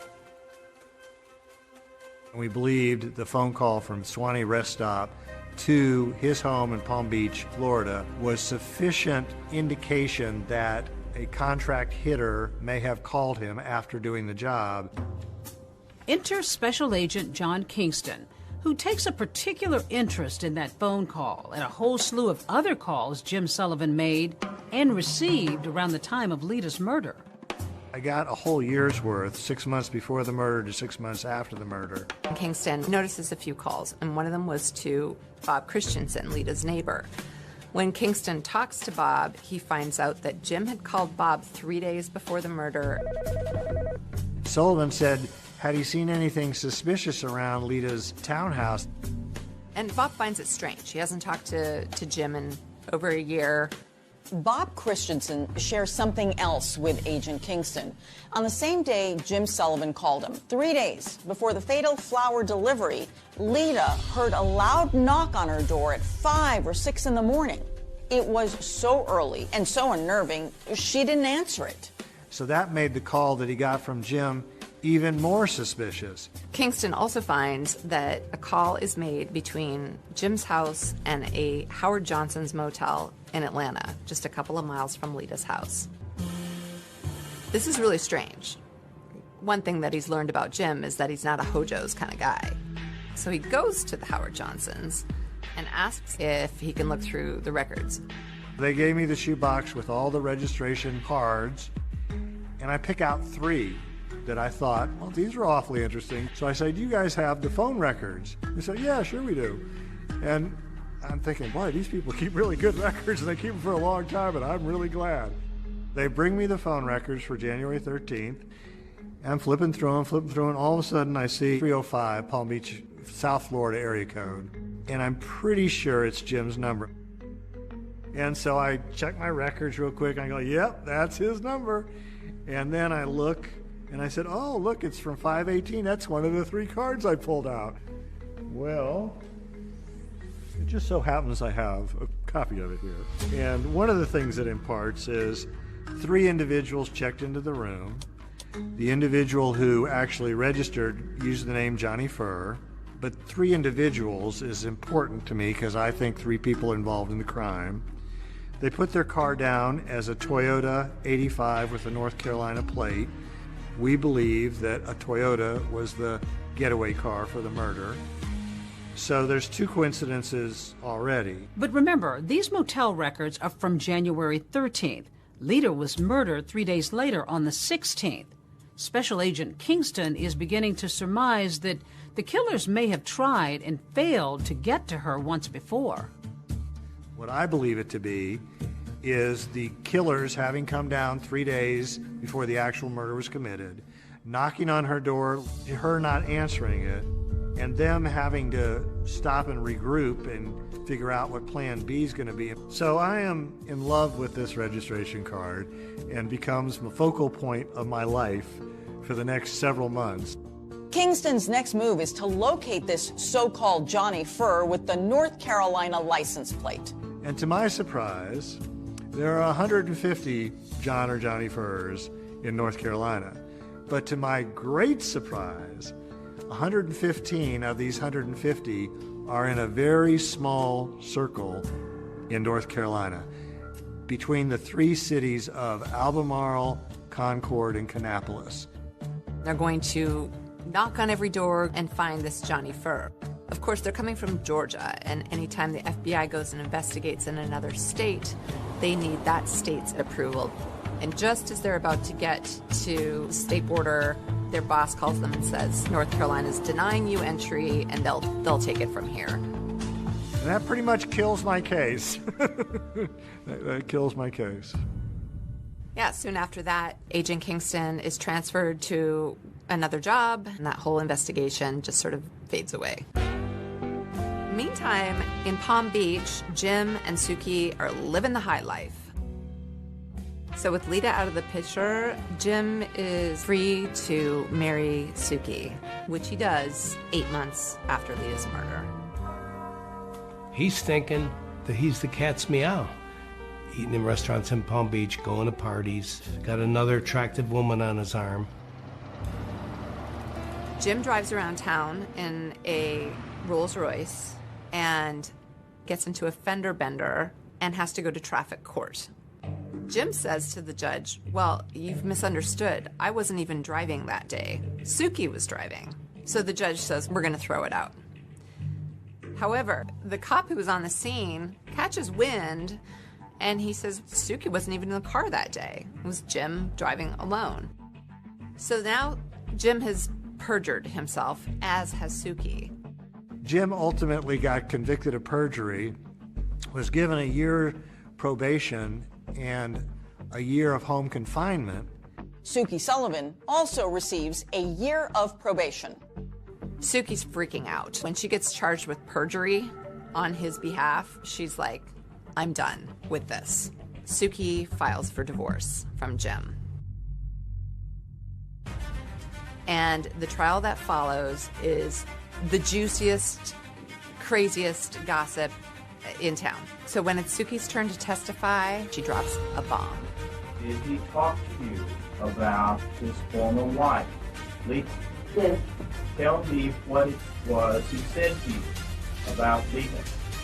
You can hear a pin drop. It's a big moment.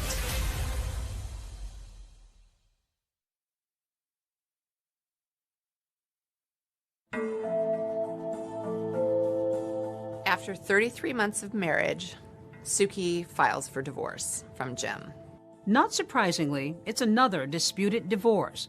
But what might have been typical testimony about alimony takes a sudden turn in court. Tell me what it was he said to you about Lita. He hired someone to murder her. I'm sorry? She hired them and got rid of her. She claimed that he confessed to her that he had Lita killed. This became a bombshell in the investigation of the murder of Lita Sullivan. Suki Sullivan's divorce testimony may be big news for the FBI, but it has zero impact on the divorce judgment, which favors her husband, Jim Sullivan, in nearly every way. His divorce was complete, but his life with turmoil was just beginning. The opulent ocean-facing Palm Beach Palace may look like something out of The Great Gatsby, but while we watched, a new chapter in a crime story was unfolding. We develop information here at WSB. There's going to be a raid on Jim Sullivan's Palm Beach mansion, and that is the biggest break in the Lita Sullivan case since the murder itself. Investigators from the FBI, Atlanta Police, and the Georgia Bureau of Investigation were on the grounds of a mansion identified as that of James Sullivan. All of a sudden, Jim Sullivan is clearly in the crosshairs of federal authorities. They got a tip that Jim, now a convicted felon, has guns in the house. Of course, you're not allowed to have guns if you're a convicted felon. So they put together a sweeping affidavit to get a search warrant. We did see a number of guns loaded into a car and this box carried out. When they found the guns, he was in violation of his probation, and so he went to jail for 9 months. All this time, a federal grand jury has been convening in Atlanta. They've got what they found in the mansion. They got what they found in the phone records. They've got Suki Sullivan. They've got the neighbors. What they don't have are the identities of the hit team.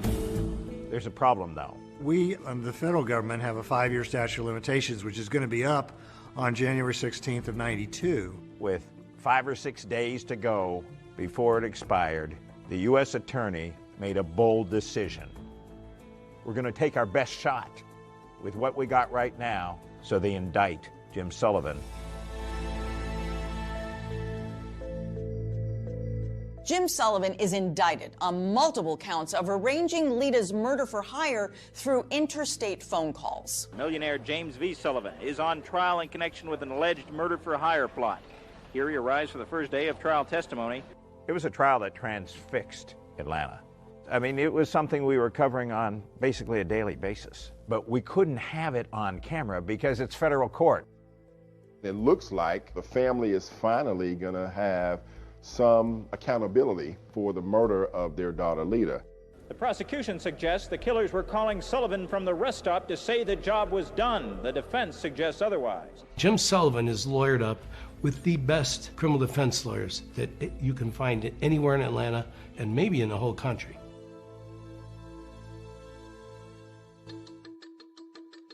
There is no evidence at this point in this case who placed that call or whether that call was placed by anyone connected with the crime. The prosecutor spent 2 weeks telling their side of the story.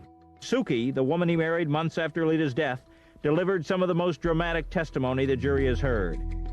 They build what they feel like is a really strong case. And then a big bombshell hits. The judge says, I'm forced to dismiss this case for lack of evidence. Judge Marvin Shube ruled that, in effect, even if Sullivan may have been involved in the murder for hire, the government fell short in proving the phone calls related to the murder. This is one of the most difficult decisions I had to make because I firmly believe in the jury system. And then he looks at Jim and he says, you've been acquitted.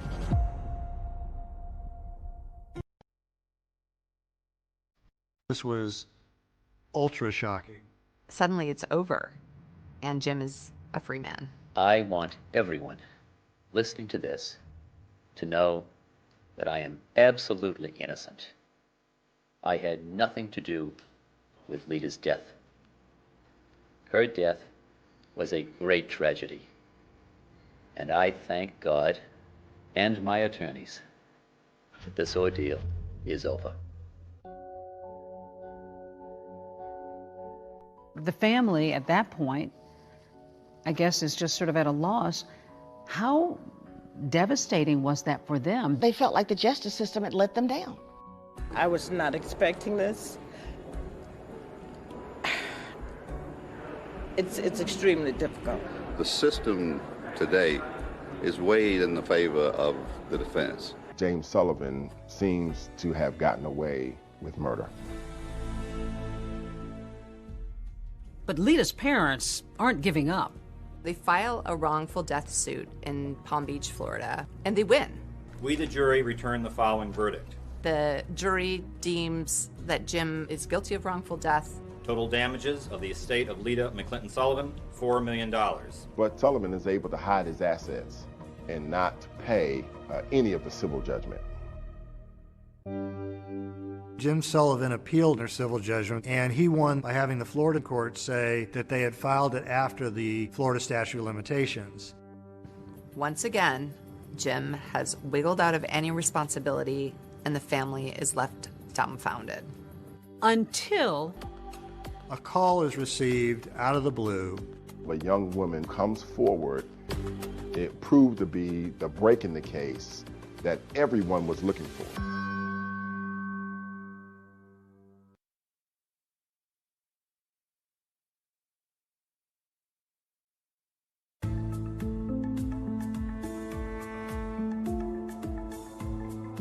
"11 years have gone by since Lita Sullivan was gunned down on her doorstep when a tip comes in from a town 700 miles away. A call is received out of the blue, and the individual calling is an attorney in Beaumont, Texas.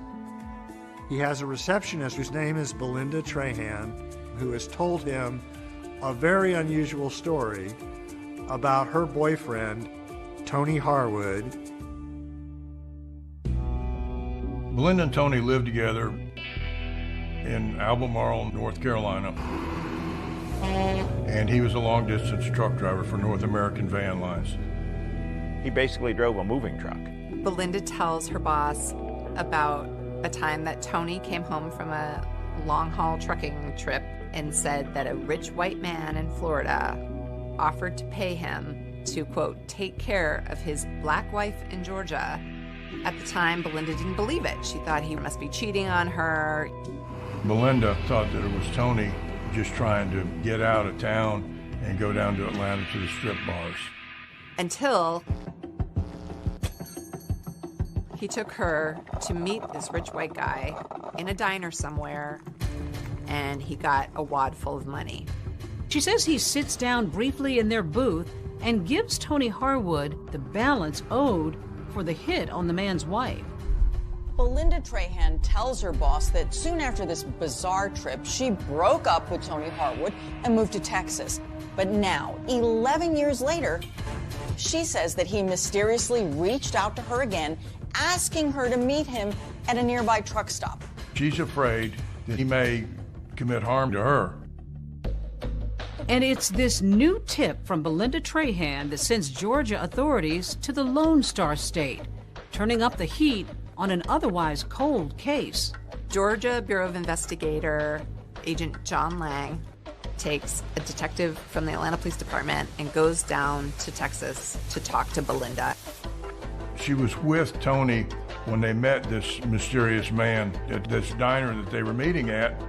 We wanted to show her a lineup of pictures in hopes that she could pick Sullivan out of it. And she takes her pink fingernail and taps right on Jim Sullivan's face and says, "This is the man." My plan of attack was to get some recordings with her and Tony. So we got her to get in touch with Tony again. She's talking to him and trying to coax information out of him, knowing John Lang is listening on her end. And Tony gives enough information that places him at the scene at the time.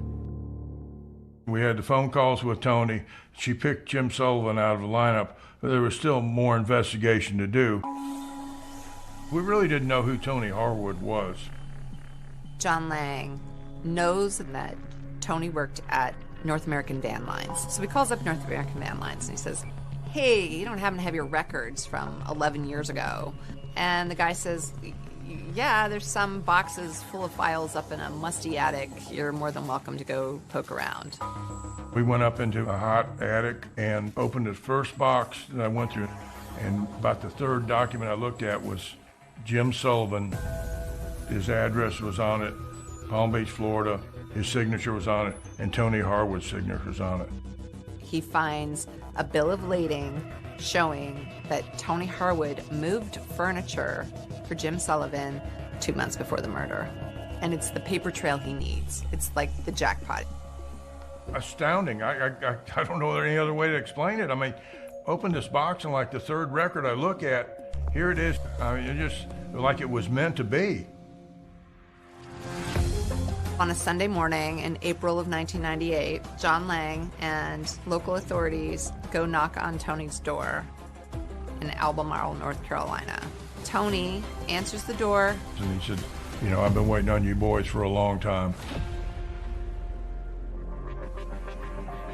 They take Tony to the Albemarle police station. Lang interviews Tony for 3 hours in this tiny room.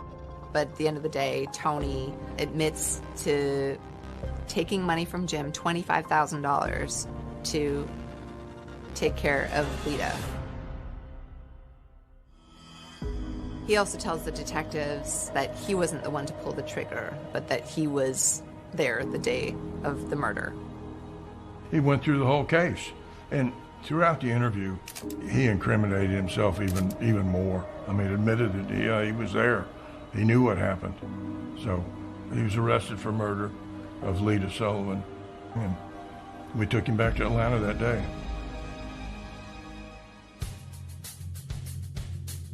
After Tony's arrest, things moved pretty quickly. We are here today to announce the issuance of a warrant for the arrest of James V. Sullivan. They got enough to get Sullivan, and now boom, Sullivan hears of this and blows. He takes off. We have reason to believe that he's outside the country. He's just gone, vanished.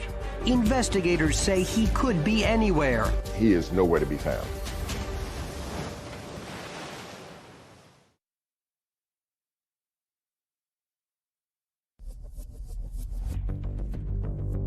We certainly do not know where Mr. Sullivan is. We have reason to believe that he's outside the country. More than a decade after his wife Lita was murdered, Jim Sullivan seems to be playing a game of catch me if you can with authorities. There is an international manhunt for James Sullivan.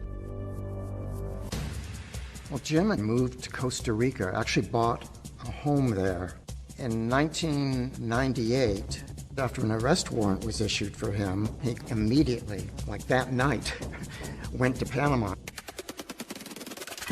If you have any information concerning James Sullivan, you should contact the nearest U.S. Embassy or consulate. We didn't know exactly where he had flown from Panama, and we didn't know exactly where he had gone. His trail goes cold. They put him on Interpol, and it was just cold. They've tapped phone lines, anybody that he might have called, and he's called no one, not even his mother. There was a few tips that came in. The tips are just dead ends. The McClintons, they're dumbfounded that this guy could, get away again. But in late 1999, with Sullivan still completely off the grid, the heartbroken Emery and Joanne McClinton do get some good news. Last week came this, a court decision reinstating a $4 million judgment against Jim Sullivan in connection with a wrongful death case brought in effect by Lita's estate. Lita's family and law enforcement officials hope that a renewed hunt for Sullivan's money will help smoke him out.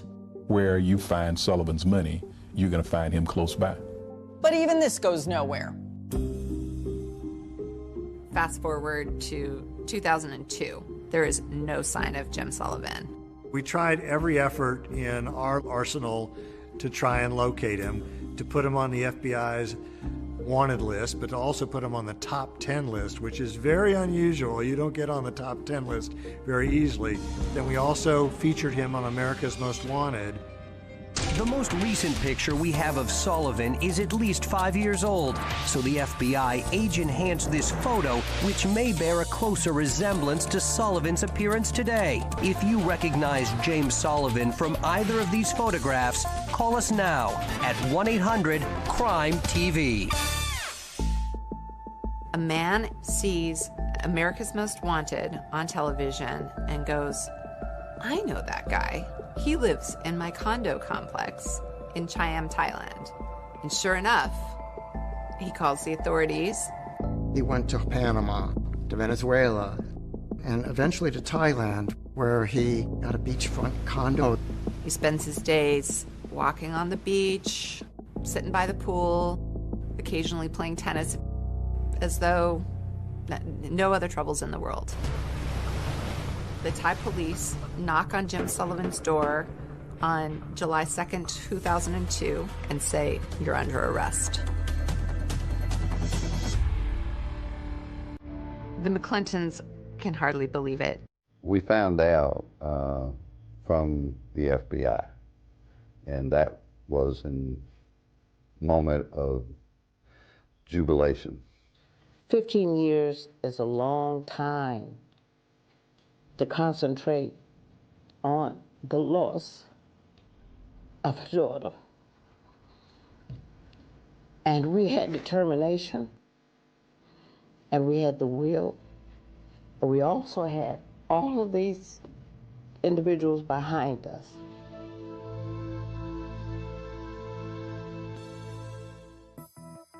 Almost as soon as Jim Sullivan is arrested for murder, Tony Harwood, who has continued to deny being the trigger man, agrees to a plea deal. Tony kind of sees the writing on the wall. Harwood just decided that he would plead guilty, the negotiated plea for manslaughter, and that, in turn, that he would testify against Jim Sullivan.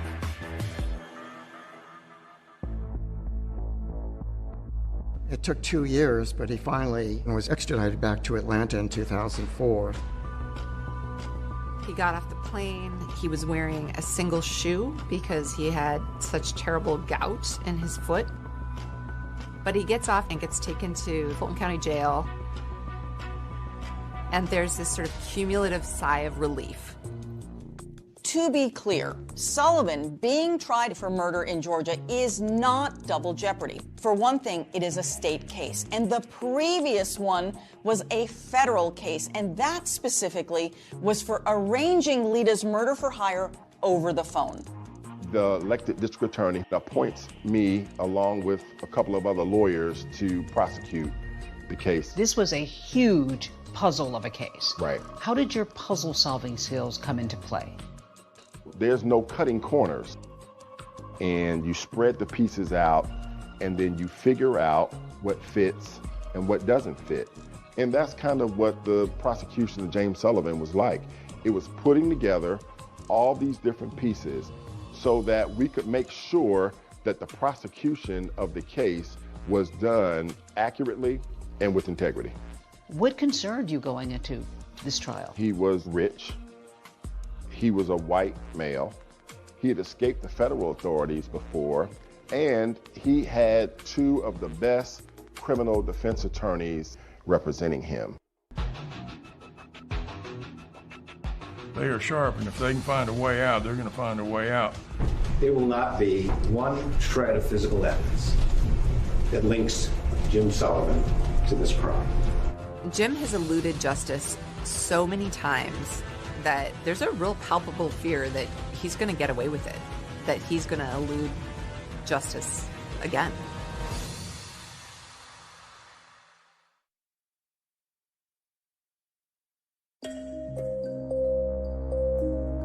After nearly 20 years, Jim Sullivan is finally on trial here in Fulton County for the murder of his wife, Lita. For her heartbroken parents, this day couldn't come soon enough. The pain, believe it or not, it increases. It does not decrease. The shock decreases. The depression decreases. But the pain continues. It was an A-team of prosecutors, great courtroom performers. Clint Rucker was the lead prosecutor, and Anna Green, Kelly Hill, Sheila Ross. And the evidence will show that the person who sent that hitman to Lita's door is the only person in the world who could have profited from her death. It is the only person in the world who met Tony Harwood and paid him off for killing her, and is the only person in the world who fled halfway around the world to avoid facing you. Jury was 9 women and 3 men. The jury is also racially mixed. Jim Sullivan had Ed Garland and Don Samuel. Again, the people who won that big courtroom victory against the feds. What the state relies on is 2 types of evidence. Circumstantial evidence, and then the testimony of con men. The state initially started out the nature of the crime and what happened that morning. I heard 2 sounds. They sounded to me like steel hitting steel. I just didn't want to believe that it was a gun. And so I hesitated for a second, and then I really knew that it was a gun. She was able to squeeze my hand each time I spoke with her, like she understood what I was saying. And for many, many years after this, I thought that's all it was. And then one day I realized that she was comforting me more than I was comforting her. That was the sort of lady I felt she was. They had the phone calls that the FBI had found. There was a call from this room to Mr. Sullivan's home at 7:44 in the morning. But all this testimony notwithstanding, it's Belinda Trahan and Tony Harwood who everybody wants to hear from. Belinda Trahan was the most important witness in the case. He told me that some white guy who wanted to take out his black wife. I didn't believe it. Why not? I've been with him for 3 years, over 3 years. I mean, I figured he met someone because we were on the outs. Most chilling about Belinda's testimony is that she confirms that there was at least one failed attempt on Lita's life. She testifies that when Tony had gone to Lita's house on January 13th, then she didn't come to the door. They drove back to North Carolina and told Belinda that, it didn't work. But Belinda testifies that hearing that from her boyfriend left her incredulous. I said, just don't even lie to me. I said, because anyone knows that if you wanted to get a woman to answer the door, all you would have to do is take flowers to the door. Did you in any way mean for that to be a suggestion as to how to get the job accomplished? No, not at all. Here's Belinda Trahan, and she is falling on the sword about what she did. She suggested the flowers. She suggested the flowers, and she admitted that on the stand. You brought in the diner booth where they sat. Why couldn't you just tell the jury and show pictures? I want you to see the puzzle once it's all put together. Yeah, I can show you the box. I can show you a photograph of it. But when I put it together and I show it to you, you'll never forget it. Pushed the paper across the table like this, and then Tony put his hand on it and took it from there.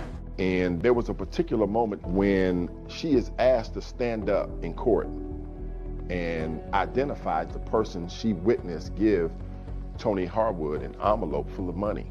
Please, point him out. It's right there. He can't even make eye contact.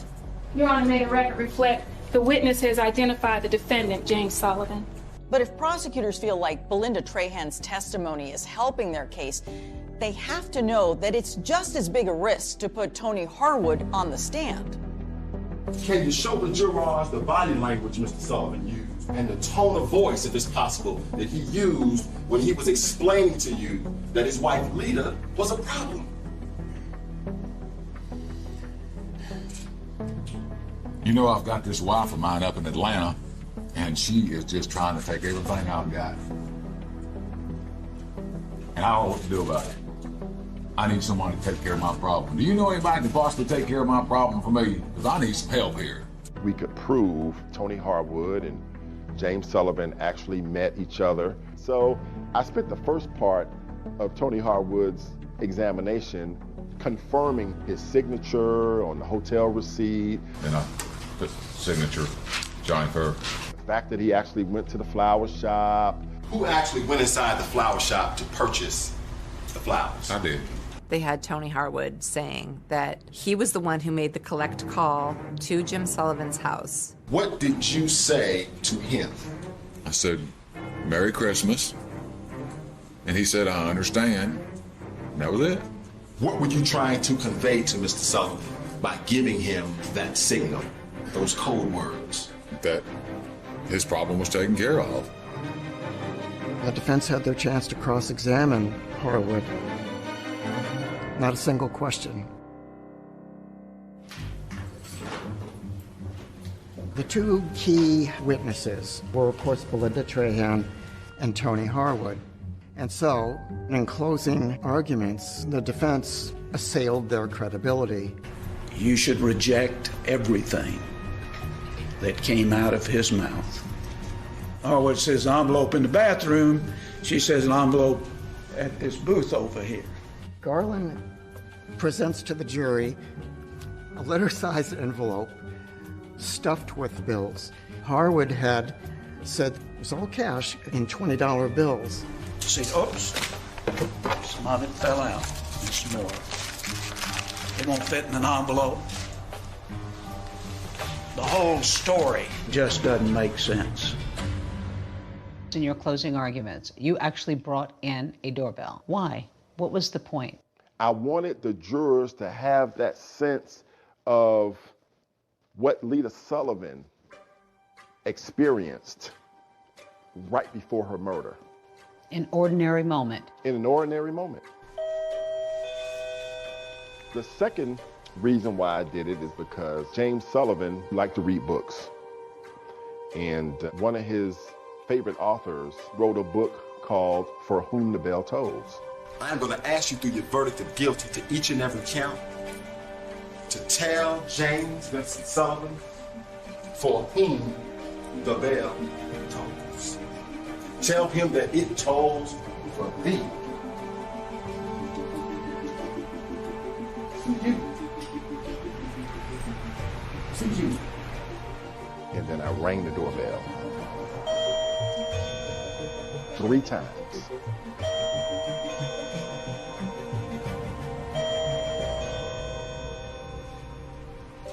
As the jury goes out to deliberate, I think there's a real fear. Are they going to do it this time, or is it going to be like every other time?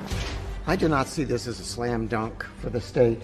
There's this anxiety. You're worried, but you're hopeful. I don't care who you talk to that does this kind of work as a litigator. They will tell you, oh, I can look at the jurors and I probably can tell you what they're going to do. No, you don't. You don't.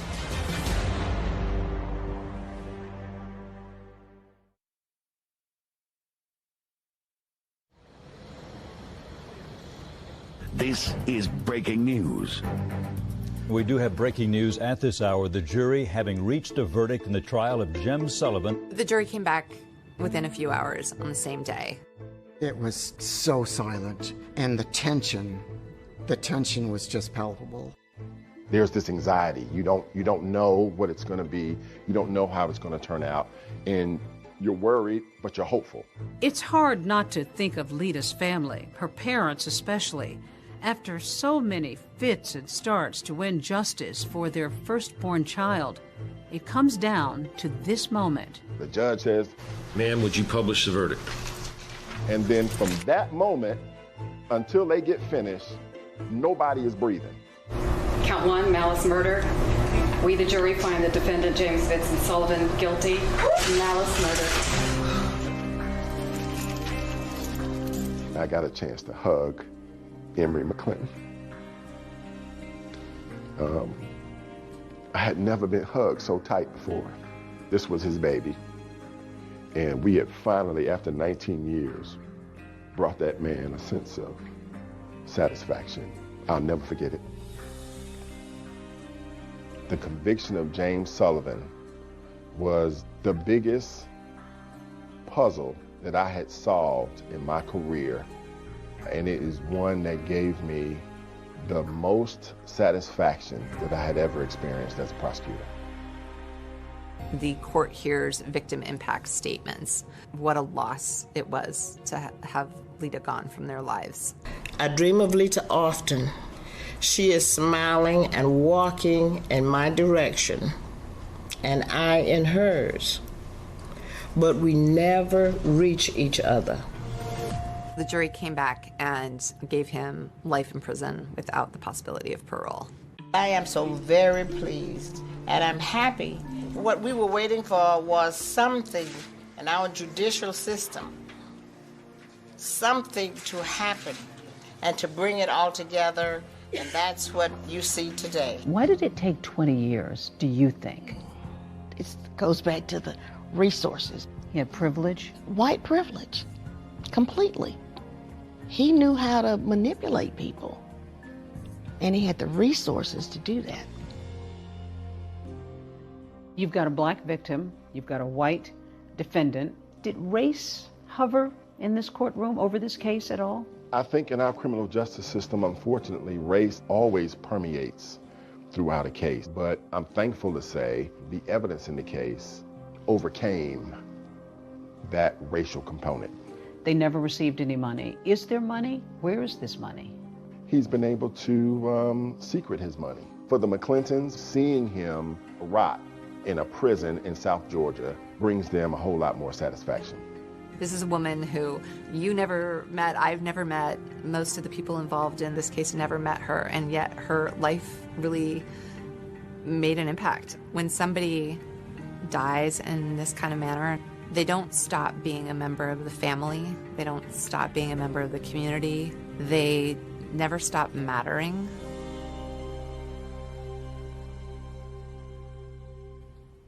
David, Tony Harwood was released from prison in 2018 after serving his 20-year sentence. Jim Sullivan remains behind bars with no possibility of parole. As for the other two men who were seen at that flower shop, no one else was ever charged.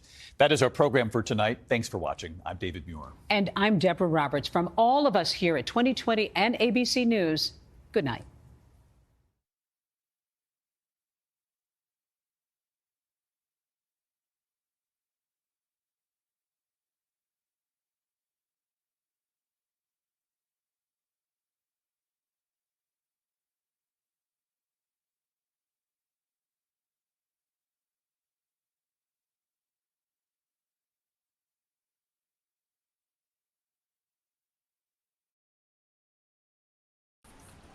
All right, guys, thank you very much for coming today. I have called you for a very special thing. We have an event day after tomorrow, and Khushi, you will make the necessary arrangements. Khushi. Yeah, sure, sir. You seem a bit off today. Everything is good, sir. Don't worry, I will do. All right, I am counting on you. All the very best.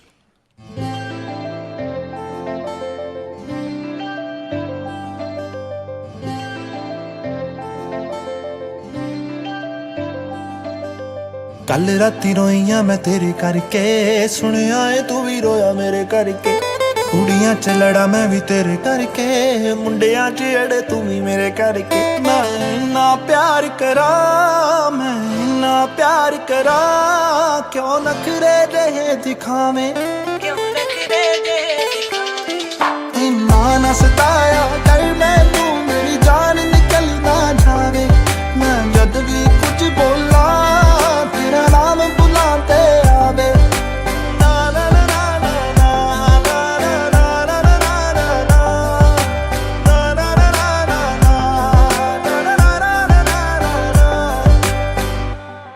ਪੁੱਛਦੀ ਮੈਂ ਤੈਨੂੰ ਮੈਨੂੰ ਸੱਚ ਸੱਚ ਦੱਸੀ ਵੇ ਇੱਕ ਵੀ ਨਾ ਗੱਲ ਵੇ ਤੂੰ ਦਿਲ ਵਿੱਚ ਰੱਖੀ ਵੇ ਦੁਨੀਆ ਨਹੀਂ ਚਾਹੁੰਦੀ ਵੇ ਤੇਰਾ ਮੇਰਾ ਪਿਆਰ ਵੇ ਸੁਣ ਮੇਰੀ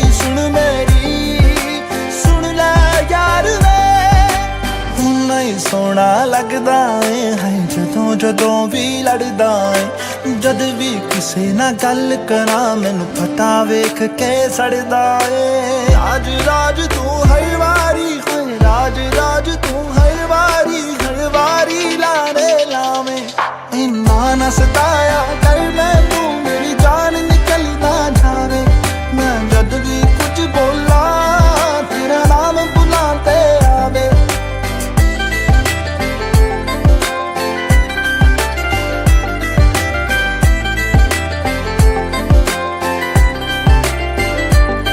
ਸਾਰਾ ਦਿਨ ਬਿਜ਼ੀ ਰਹਿਣਾ ਏ ਤੂੰ ਯਾਰਾਂ ਦੇ ਨਾਲ ਬਹਿਣਾ ਏ ਤੇਰੀ ਦੂਰੀ ਤੇ ਮਜਬੂਰੀ ਦਿਲ ਮੇਰਾ ਏ ਸਹਿੰਦਾ ਏ ਕਿੱਥੇ ਜਾਵਾਂ ਨਾ ਜਾਵਾਂ ਹਰ ਇੱਕ ਗੱਲ ਮੈਂ ਪੁੱਛਦੀ ਆ ਮੈਨੂੰ ਕਦੇ ਮਨਾਉਂਦਾ ਨਹੀਂ ਤੂੰ ਮੈਂ ਕਿੰਨਾ ਰੁੱਸਦੀ ਆ ਮੈਨੂੰ ਚੰਗਾ ਲੱਗਦਾ ਏ ਮੈਨੂੰ ਚੰਗਾ ਲੱਗਦਾ ਏ ਭਾਵੇਂ ਸਿਰ ਮੇਰਾ ਤੂੰ ਖਾਵੇਂ ਇੰਨਾ ਨਾ ਸਤਾਇਆ ਕਰ ਮੈਨੂੰ ਮੇਰੀ ਜਾਨ ਨਿਕਲ ਨਾ ਜਾਵੇ ਮੈਂ ਜਦ ਵੀ ਕੁਝ ਬੋਲਾਂ ਤੇਰਾ ਨਾਮ ਬੁਲਾਤੇ ਆਵੇ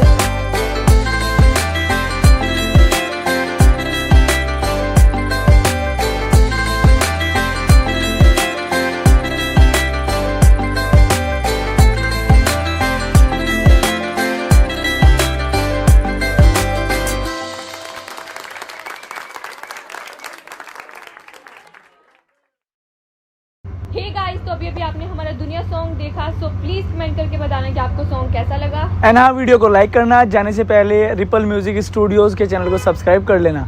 thank you, bye bye everyone.